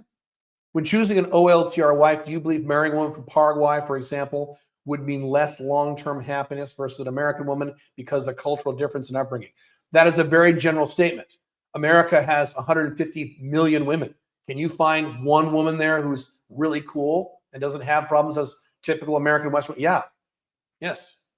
So no, that's, if you're saying I want to date 100 women who are all really nice traditional girls. Should I do it in Paraguay, Caleb, or United States? Paraguay, because you need 100 girls. If you're looking for an OLTR wife, that's one girl. You can find an OLTR wife, one girl, in any country in the world, including countries I say don't go to for dating, like New Zealand, where they're all ugly or average looking. You can find a really smoking hot, really cool OLTR in New Zealand. It's going to take you more time, but you could. So the answer is, it doesn't matter. The answer is, who do you prefer? Come to Dubai, check out the women down here. If you're an American, compare and see which one you like better. Some guys just fucking love Latin women from the Latin world. They prefer them over American women. Some guys love Asian women over American women. Some guys hate any woman that isn't white. And I want a white blonde girl from America, and that's all I want. Great. Whatever you prefer. Caleb, your Unchained CEO newsletter emails still say Sovereign CEO? They do? Oh, that's not good. Let's make a note to fix that. I thought we changed that. Okay. Son of a bitch.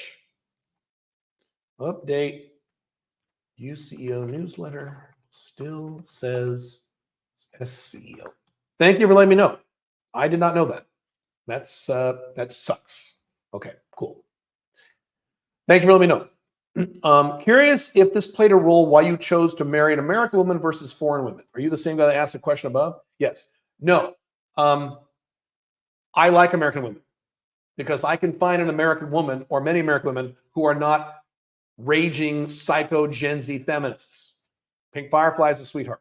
So, and there are lots of MLTRs, FBs from America, scores of them I've dated, who are very nice, with one or two exceptions.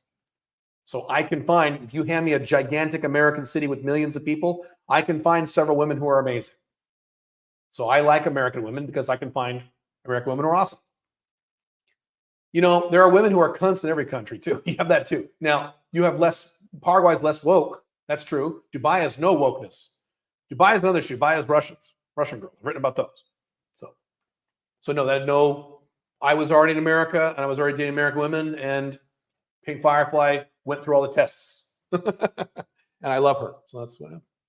How do Paraguayan women compare to other Latin women? Latinas are my type. I love Colombian, Brazilian.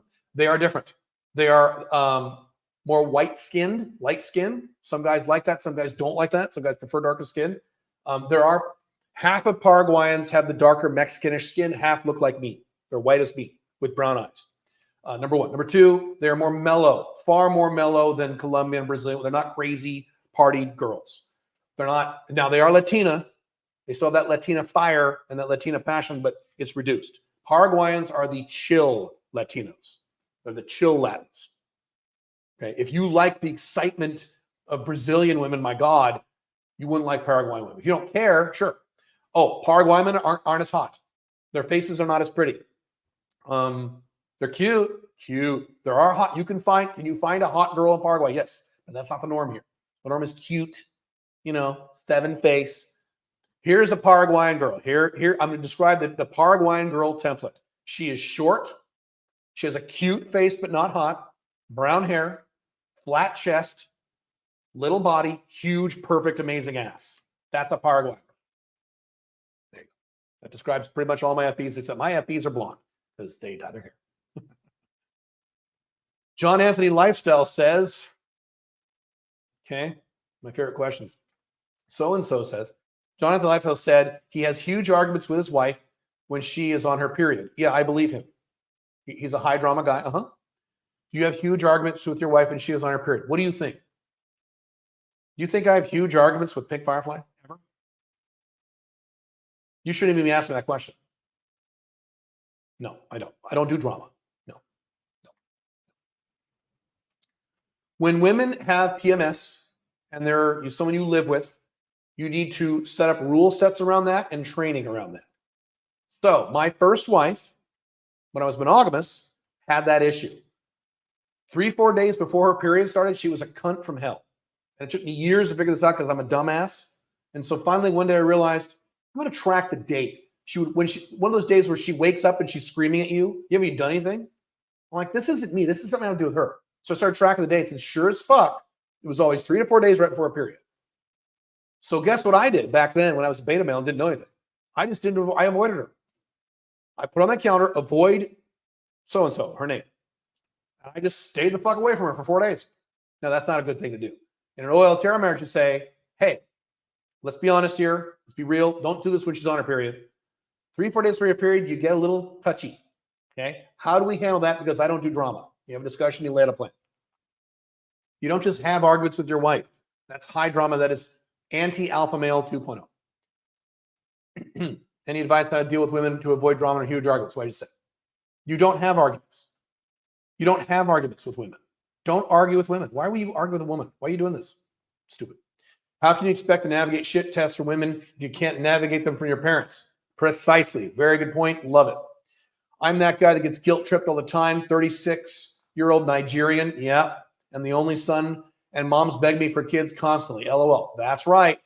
Time to man up, Ben. Man the fuck up. Not surprised if you're Nigerian. Understand. Just because your culture tells you something doesn't mean it's right. I come from a culture called America that says you only get 2 choices for president. One is always good. One is always totally evil. So make sure you pick the good one.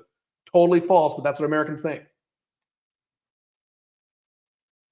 My mom has been a nightmare for years, and after many warnings, I estranged her. Okay, good. Haven't spoken to her for 7 years. Wow, that's a long time. Love and I'm very close to my father. Should I try to reconcile eventually? That I can't advise you on that. That's your personal decision. If I woke up in your shoes and it had been 7 years, yes, I would try to reconcile. 7 years is a long time. Usually you don't need more than 2 in most cases. I don't know how bad your mom is, though. Yes, 7 years, I would absolutely try to reconcile. And if she's a cunt again, kick her back out. You can always, hey, the worst case scenario is she says, fuck you, and starts screaming at you, and you're next to her again for another 7 years. Fine. Yeah, I would try. But you don't have to, but that's up to you. You need to make your own decision on that. Family stuff is very personal. There is this chick I like. She's 28 and she has a younger sister who is 25 and they're both hot. I've done that many times. Any advice on a sex with both? Yeah, referral game.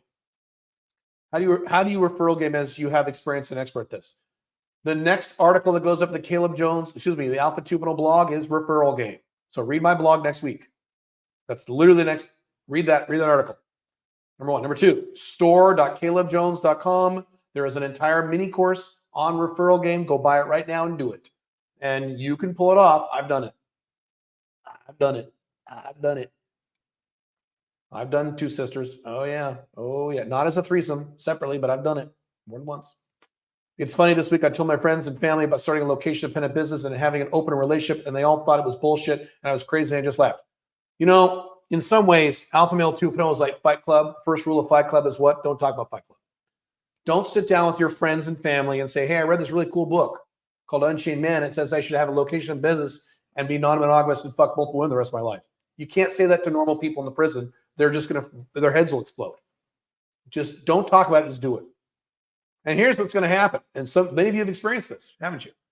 You live your Alpha 2.0 lifestyle, you'll get brothers, buddies, brothers-in-law go, so like, they come up to you at a family reunion or whatever.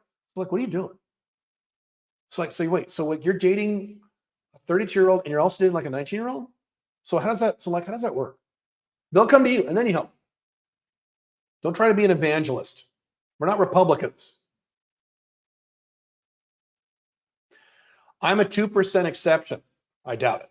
Extremely healthy and legit, look, perform 12 to 15 years younger.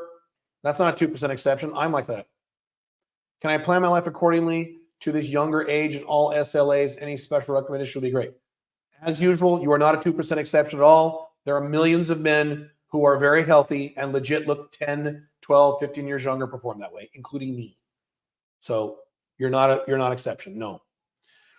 This is a great dialogue. I'm black, and once turned 18, I pretty much started making my own decisions, always respecting my parents. Cool. Yeah, I know black guys have it.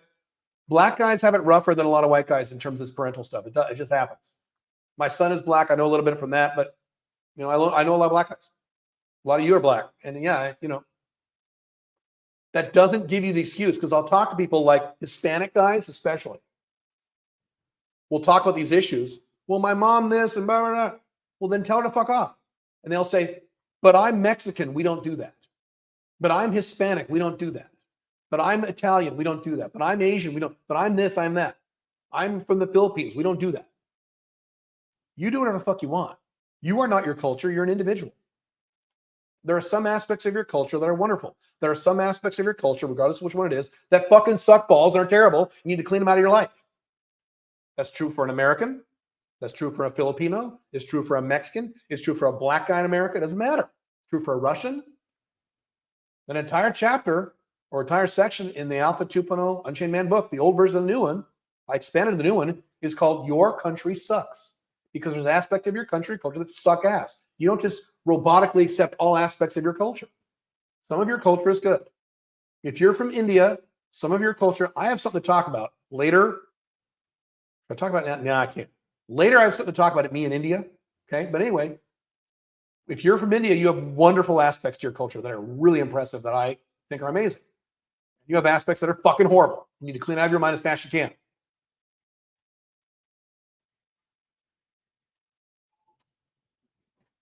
Can an OLTR kiss another man and suck dick if she decides to have sex with another man? That's up to you. It's called a ground rule. If you hate that, you would say, look, you're not allowed to suck other guys' dicks. And then you see what she says. If she says, fuck you, I can do whatever I want, she doesn't qualify for an OLTR with you. If she goes, all right, fine, then you got to trust. So I don't put rules on women. I let them do whatever they want because I don't want to enforce rules. Then you cause drama and problems and arguments. I don't do drama. I do happiness. So that's up to you. When doing a referral game, do you get the number of the referral girl of the three of you are out for dinner? Meaning just ask what her number. Yeah. Yes. If the three of you are together in this environment, say, what I like to do is do it at the end. Do it when like you're wrapping up the evening. Hey, give me your number really quick. Oh, okay. Yeah. Yes. Don't do it halfway in or at the beginning. Because you might piss off girl A. Facts, black guys, our parents are masters of guilt tripping. True. That's true. And usually, like I said, it's mom. It's not dad, it's mom, usually, right?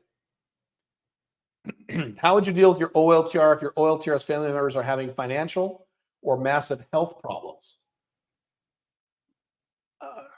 Again, are you the same as the other question? You're not giving me a lot. You're asking me a very broad question with no information.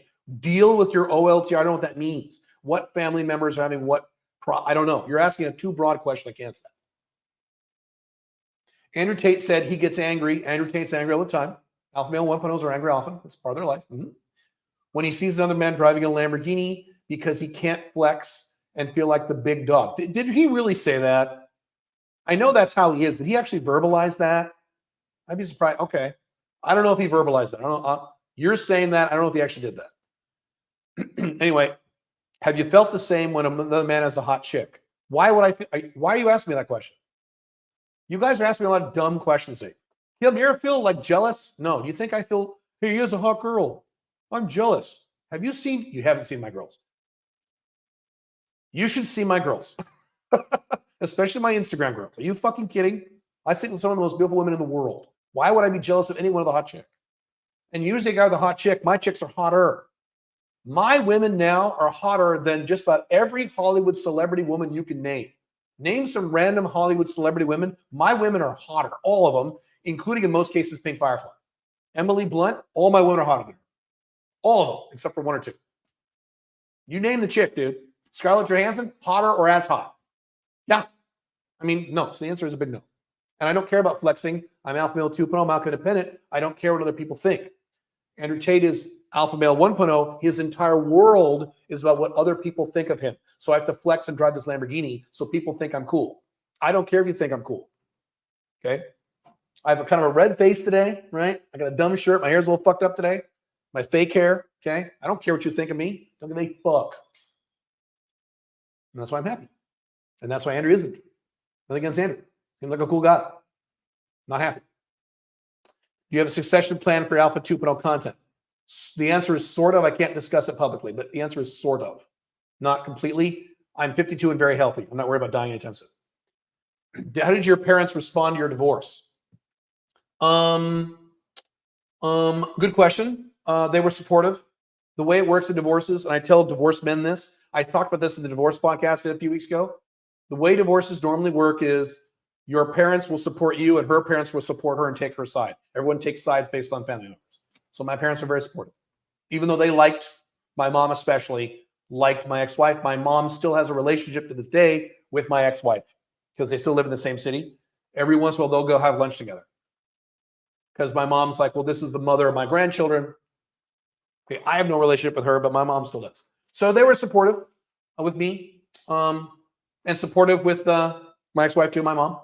My dad didn't really give a shit.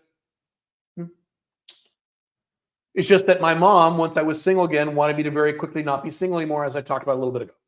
So my mom wanted me to get remarried immediately and find a nice girl and stop dating these girls. And so whenever my mom had a whiff that I had a serious girlfriend, she would get happy. Oh, thank God, he's normal. Oh, thank God. That's why my mom and my dad, both of them, I mentioned this, were very, and dad, because my dad went on this too, extremely relieved when I married Pink Firefly. Both my parents like, oh, thank God. Okay, good. He's with somebody now. And she's nice. And oh, thank God. I mean, she's a trophy wife, but okay, that's fine. Oh, thank God. So they were very happy. Thoughts on Andrew Wilson saying any man who allows their women to fuck other is a cuck. I don't know who Andrew Wilson is. I don't know what that means. And anyone who says that needs to understand the statistics. Most women will not do that when they're allowed to do it. Women don't want to do it. They just want the option. It's men who do it. Women don't, unless they're very young, but you wouldn't get serious with a 19-year-old girl. So the problem kind of fixes itself, as I've discussed many times. My sister thinks my girlfriend is annoying. How to deal with relationship drama when it comes from my family and girlfriend because they both talk to me. I don't know what to do, but listen to their BS. So first of all, like I just talked about, you don't listen to any woman's BS. Sister or girlfriend or wife, doesn't matter. I don't listen to any woman's BS. I have sisters. Do you think I listen to their BS? I have a wife. You think I listen to her BS? I work with Billy, who is a woman. You think I listen to her BS? She doesn't have a lot of BS. But all women have BS sometimes, right? I don't listen to anyone's BS. So that's number one. Don't listen to anyone's BS. Your life is too short, dude. You only get to do this once. Why are you listening to women's BS? You don't just sit there and go, well, I'm dating her. I guess I listen to BS. Well, she's my sister. I guess I have to listen to her BS. No. Shut the fuck up or leave the room. You tell them to shut the fuck up or you leave the room, both of which are valid. I'm not listening to your shit. Why would I listen to your shit? Fuck you. Number one. Number two, I don't know who's right or wrong. I don't know your sister and I don't know your girlfriend. You're like the other guy asking these broad questions. I don't know. The bottom line is I don't put up with anyone's BS. So if my girlfriend and sister will both give me BS at the same time and tell them both to shut the fuck up, and I leave. I have two sisters. And I love my sisters. They're interesting, but I love them. But I don't listen to their BS. I had to soft next to one of my sisters for about a few years ago. Because of some shit she started with Pink Firefly. So I said, oh, okay, fuck you. Pink Firefly's a party, not my sister. Today it's okay. It was a few years ago, but yeah. I have another sister who's very dominant and loves to boss people around. And just like with my dad, she's learned she can't do that with me. So we have a great relationship. Sometimes we talk on the phone. I love her. She's great. I don't listen to anyone's BS. I did not want kids, but suddenly I want to have kids. Currently, I'm single, and I'm worried because I know the next woman I have sex with, I will try to get her pregnant. Any advice on not to think like this? You can think anything you want. It's actions. So look, let me tell you something, buddy. Okay? Let me tell you something, brother. I'm a high testosterone man. Okay? I have massive massive impregnation fantasies with about 50% of the women I have sex with. If I was operating on my lizard brain like what you're doing right now, I would impregnate. I'll make a list right now. 1, 2, 3, 4. If they weren't on birth control, some of them are and some of them aren't. Okay. 4, 5. There are 5 women in the next 6 months I would impregnate with my kid right now if I were just pure lizard brain. But I don't do that because I'm not a lizard and neither are you. I'm a man. I'm a human being. I have agency and self-control. So I don't do that. I can think it. During sex, I can say certain things. Like, you're going to have my baby, motherfucker. You know, I can say all kinds of stuff. But I don't do it.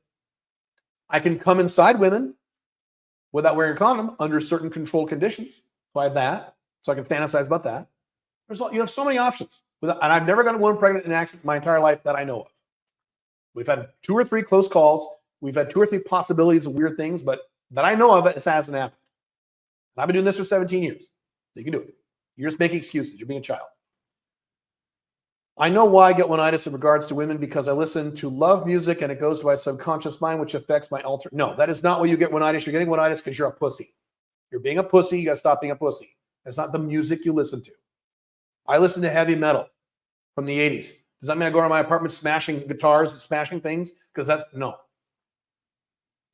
I listened to the audiobook, Open Relationship Manual. After listening to it, I don't feel jealous if a woman has sex with her man, because I realize you can't babysit a woman, which is dumb. Great. Excellent. It was being a dumbass and pure societal programming. Right. You were trained to be jealous. Jealous is a trained behavior. Correct. You can reduce your jealousy to either 0 or 20% of what it currently is. Some men have really jealous personalities. Okay, so maybe you can't get it to 0 like I have, but you can get it from 100% to 20%. Way better than what you got now. It's all doable. Just work on yourself.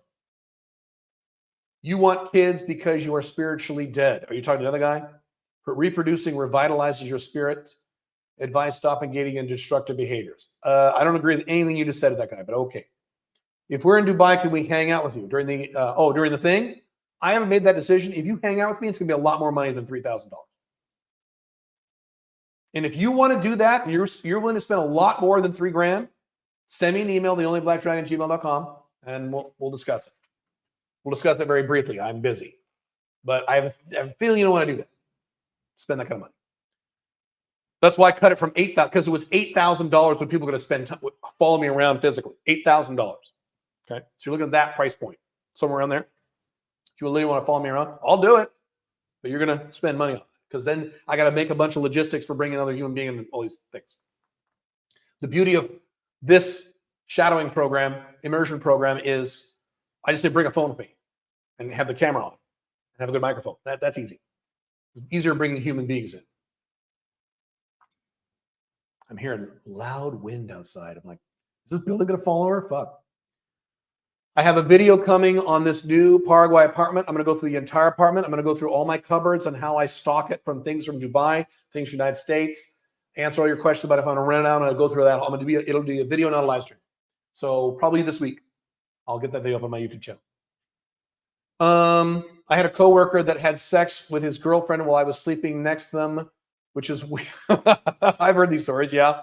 Next to them, which is weird because I got so drunk that I could not drive and had to stay in the room with them. Am I a cuck?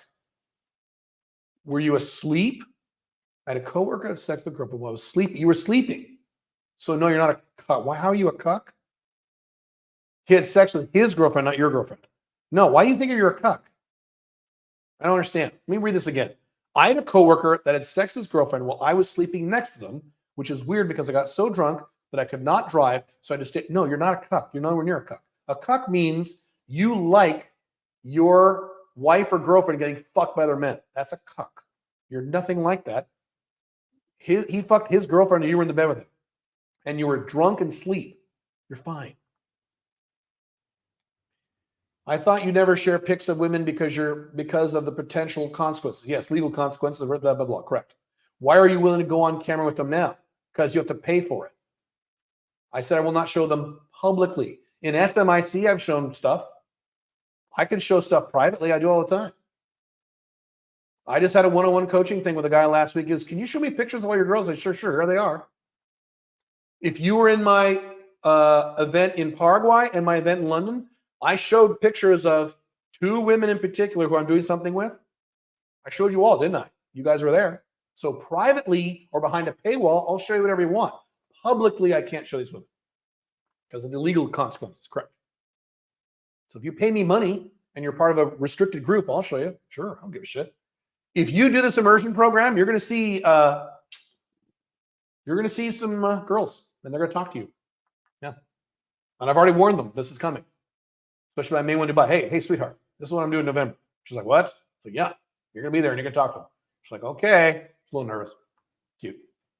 My mom literally told me I have to work till I'm 70. Great. Then you say, Mom, fuck off. I'll work when I want, not what you want. You're not my boss. Has there ever been a time you're able to hear your neighbors having sex? Any stories? Yeah, at hotels, but I don't care. Yeah. More often is people hearing me have sex. That's happened quite a bit, like quite a bit. And they bang on the walls. I'm 44, interested in women 24 to 27. Okay, that's fine.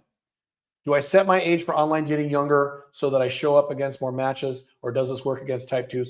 So yes, if you're doing swipe apps, you're going to have to make your age lower because the type 2s, these younger girls are not going to set their ages for guys in their 40s. So you're going to have to lie and put it at like 30, but say in the text of your profile and or when you first meet them on the first date, you come clean. Hey, I'm not 30. Obviously, I'm 44. And I've done that. That's fine. As long as you come clean, you tell them your real age. In the initial stage of the interaction, there's nothing wrong with that. That's fine. You're just going around the limitations of the technology because a 19 or 24-year-old girl is not going to say, make sure to show me 4-year-olds, Bumble. Most aren't going to bother. They're just going to start swiping and do whatever the algorithm gives them. Yeah. Sign up for 90-Day Business Builder over the weekend. Cool. A lot of you did. We had a big weekend for signups. Holy shit. Looking forward to being truly free. Thanks to the discount scale. You are very, very, very welcome. We had, is it a record? It's our, not the world record, but our number 2 record for signups for Business Builder in the last week. A lot. I don't give you the number, but it's like more than I thought. I'm like, what? Wait, what? We're signing up that many? What? Yeah, it's awesome. It's awesome. How long should the swiping breaks from the app last? At least 2 weeks, but we don't know the exact answer because the algorithms are hidden. At least 2 weeks. During pickup, how are we doing on time? Okay, a few more minutes and I got to go. During pickup, does giving a woman your phone number as opposed to asking for hers work in your favor? It shows massive OI, but also requires her to take initiative, which she may or may not do. You're asking a day game question. I'm not a day game guy. I've done day game, but it was a long time ago, and I only did it for 6 months, but I did get laid. But I'm not a day game guy. So I really shouldn't answer that question. I'll give you an online version of this. Online, you always give your number first. Once you've scheduled the date, you schedule the meet, then you say, great, here's my number, or I can take your number. Or I said, no, or you can give me your number, but here's my number. And sometimes she'll say, oh, here's my number. You never say online, give me your number, even after, because it's threatening for some reason for women to give up their phone numbers. But if you give her your number, just like I put my real name when I send openers, I put my real name, -Caleb, because I want to be friend. I don't want to be an unknown. Could an A2 with a 60,000 income do well with dating in Dubai? Could you? Yes. Harder. If you're good looking, yeah. If not, what's the income requirement? Any advice for low-income guys in Dubai? If you're young and good looking, you'll do fine. You're gonna do a lot of night game. You're young and good looking and poor in Dubai, night game. That's how guys get laid in Dubai. Those kind of guys get laid in Dubai, night game. Day game's not going to work. Online's probably not going to work or not work well. You can make anything work. It's just going to take a lot of time and effort. Have women gotten jealous of you because you're with a hot chick in public? You mean random women on the street or women I'm dating? Women I'm with get jealous of all the time because they're girls and they're normal. They're humans. Random women on the street, I don't know what they're thinking. So I don't know. I turn heads. Pink Firefly turns heads because of not just that she's hot, but of her look. She's got this tiny little 6-pack body with these giant triple D boobs, and she's got Barbie platinum hair down her ass, and she shows off her titties when she turns heads. My main Dubai girl turns heads. I mean, Even Paraguay girls don't really turn heads. That's not how Paraguay works. They turn my head. How's Alpha Male 2.0 niched in your opinion? Who else on the internet teaches men how to date multiple women all at the same time with no lying or cheating or drama? And gives specific instructions on how to do it. There's no one else in the entire world. I'm the only one. True or false, women only stick around if you are their best option. Yes, that is true, but sometimes their best option could be an emotional option. That's what Red Pill doesn't understand. So moving on. Women leave what look like high value men for lesser value all the time. Are they loyal only to difficult? Okay. Pink Firefly could leave me right now for a man who has more money than me. She has that ability because she has that look. Why doesn't she? And I haven't seen her for months. Why doesn't she? Because I'm her best option emotionally. Yes, there's a man's best option in terms of SMV, okay, but there's also an emotional component. Women, a lot of women don't want to start over.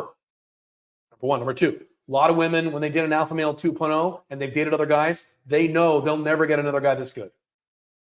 Whenever a woman dates me, especially seriously, she knows if she finds another guy, he'll never be as good as me. Good as in, I let you do whatever you want. I never get mad at you. I never tell you what to do. I never raise my voice. And I have a decently high SMV. I'm the whole package. They know they'll never get that from any other man. They won't. So it's not as cut and dried as, well, someday my wife will leave me for a guy who makes more money, and that's just the way all women are. No, it's not that robotic. You can engage the emotions there and build a lot of protection. There's a woman in Dubai who likes me a lot. I haven't seen her for 4 months, 5 months, 5 months. She could take off. She's in Dubai. She could get any one of super high. Why doesn't she do it? She could do it right now. She could drop me in a heartbeat right this second. But she texts me all the time. She misses me. Why? How does herpes affect a person's dating life? Well, once you have 2 big breakouts, you're probably okay. You're going to tell women, but a lot of women don't care. I don't have herpes, but a lot of you guys have. My feedback, and women have told me they don't care. Once you have your 2 big breakouts, you get another breakout in 8 years. Who was it? Gavin McInnes, who I think has herpes. He has this really funny example of how herpes works. He goes, here's how herpes works. You have a breakout, the first one, and it's awful, and you want to die, you want to kill yourself. Then a few months, you have another breakout, and it's awful. Then you're fine for 8 years, and you have your breakout. Then you have your next. Then after 8 years, you have another breakout in 25 years, and then after that, you die. He goes, that's it. And he's kind of right. So it's not a big deal. You don't want herpes, wear condoms, please. Herpes 2, everyone has herpes 1 already. So if you're talking about herpes 1, it doesn't affect anyone because everyone already has it. Caleb, if your OLTR has a business that you help optimize, Caleb, if your OLTR has a business that you help optimize, I would not recommend that. And improve, would you take a stake or some form of compensation with business, especially if it takes some of your time? Number one, I would not recommend you do that with any OLTR ever. And I tell people this all the time. That you want to mix business with OLTR, it's very dangerous. So I wouldn't recommend doing that at all. Number two, if you're going to do it because you're nice, not because you're going to get compensation. And just you're giving her a gift. Because then you're now, what happens when you break up? Or she gets divorced, or she gets mad at you, or see? We want to have lots of financial ties to an OLTR. Pink Firefly have completely separate finances. Completely separate. Completely separate. I actually prefer cute to hot girls. Some guys do. Sometimes it's a self-esteem thing, though. Make sure it's not because you think you can't get hot girls. Not sure what this says about me, but maybe I should move to Paraguay. Well, you don't move to Paraguay. Come to Paraguay for a week. Come down in October. Billy, a lot of the coaches are down here in October. Come down in October. Do Billy's thing or not. You can hang out. Come here for a week. Check it out. Don't come here after October. It's too hot. Don't come here in November, December, January. That's when I go to Dubai. And check it out. See if you like it. Check out the girls. Go to some nice malls. I'm right down the street from a nice mall. I like big asses, so I'm in heaven when I'm in Paraguay. But I'm from Dubai. A lot of big asses there too. Very true what you say about Dubai and Russian women. A friend of mine is due to marry a Russian woman he met in Dubai. Oh my God. And I'm very sure she's in it for the money. I'm more than sure. Geez, I have friends who have Russian wives, and they're my friends. Andrew Henderson has a Russian wife. She's Armenian racially, but anyway. What separates a typical left-wing feminist from a woke feminist woman? The left-wing feminist can articulate her views a little better. That's it. Would you say Paraguayan women are on average are less woke and are okay with being more traditional than West women? Yes, by far. Yes. You've said that if a woman is benefiting greatly financially, like in the case of Tate or Huffier, who's Huffier? I don't know who that is. You can run live-in one-way harems. You can with a lot of drama like Tate. If you don't mind drama, yes, you can do that. Since the COL is so low in Paraguay, it seems doable with location-dependent Western income. If you don't mind drama, yes, I've written entire articles about you don't want to live with more than one woman. You will have nonstop drama from hell. Now, if you say to me, Caleb, I don't care, I don't know why you're watching my content. Then you can do whatever you want. Yes, if you're wealthy or wealthy comparatively, yeah, you can come to Paraguay and move into 3 chicks. Drama hell for the rest of your life. I wouldn't want to be you. But if you don't care, go ahead. But then I'm confused as why you're here watching my content. Because having all that drama is completely anti-alpha male 2.0. Guys and hot girls are often chill to hang around with, especially if you bring your girl too. You don't need to compete with everyone in all areas all the time. Right. Hang on. Last live stream, you said the chemicals. Let's see. Last live stream, you said the chemicals that cause women to pair bond are the same ones that make her bored eventually. Yes. The ones specifically around orgasming, correct. How does this work with an OLTR? She's still going to get bored even though she's pair bonded. She's going to get less bored because you're out there banging other chicks and your attraction is very high. So is Pink Firefly the same level of boredom she was when we were first dating? No, she's a little more bored with me, but she's not way down here like the typical wife. Little less, not much. Her attraction is so high because I've maintained a 2.0 status. I'm non-monogamous. I don't act like a beta. I tell her no. The entire book, The Ultimate Open Marriage Manual, discusses how to maintain attraction in a marriage long-term. So that's why your attraction, so that's why. Helps them not get bored. But yeah, a little, sure. A little bit. When does helping someone with a problem supporting a loved one become BS? Do you mean silly drama and gossip? When they're bitching at you. Drama is direct negativity directed at you, harsh negativity directed at you. If she's bitching and moaning at you all the time, I'm not going to tolerate that. Gossip is not drama. If she talks to you about your bitch cousin, that's fine. That's not drama. That's okay. Fine. Did you add anything to the Unchained Man since the pre-release? No, I have not. No, I wouldn't do that. Also, ask for, okay, you're talking about the day game. Did you address when the new book version is available? October, yeah, I did. October 13th. What options are available for shipping your personal belongings from the U.S. to Paraguay? You can ship them in a normal way. I'm talking about ordering stuff from Amazon's nightmare. You can ship it, DHL. DHL's fine. FedEx, you can ship stuff. Fine. Takes forever. Be patient. A friend of mine down here is from the Netherlands. Matter of fact, I'm going to his house. He just had a baby with his wife, girlfriend, next week. Yeah, going to his house next week. They had a container. They both moved together while she was pregnant down to Paraguay. Start a life here, family here. They shipped a fucking container from the Netherlands. Took 6 weeks. But it's like their whole house. So yeah, it's fine. It just takes a while. We have an Alpha 2 action plan versus listening to you and doing nothing. I have excuse me. I have an Alpha 2 action plan versus listening to you and doing nothing. So I have my testosterone tested. Good. It was surprisingly low. Without strong, obvious symptoms. You don't know. You don't realize what the symptoms are. So you go on TRT, you'll be like, whoa. Started my TRT program this week. Cool. You started this week? So guess what? Takes about 2 weeks to kick in. So this week you'll feel fine. The end of next week, you're going to have a fun weekend. Week from this weekend, you'll be like, whoa, God damn, I feel good. Yeah. You'll start lifting weights and playing football and banging chicks and working on your business. And great. What about HSV1 cold sores? You still can't transfer it. The vast majority of humanity already has HSV1 in their bloodstream. Do some research on this. Something like 70%. If you have kissed on the mouth more than 4 people in your entire life, including your grandma when she kissed you, you already have HSV1. Doesn't matter. Totally irrelevant. Don't even worry about it. That's just the media trying to get you scared. HSV2 is a problem. But even that is workable. I talked about it earlier. All right. Let's see. All right. Last question. The hot girls thing might be self-esteem. Actually, should I just go for the very hottest girls I can imagine, even if I like the girls I get? I knew it.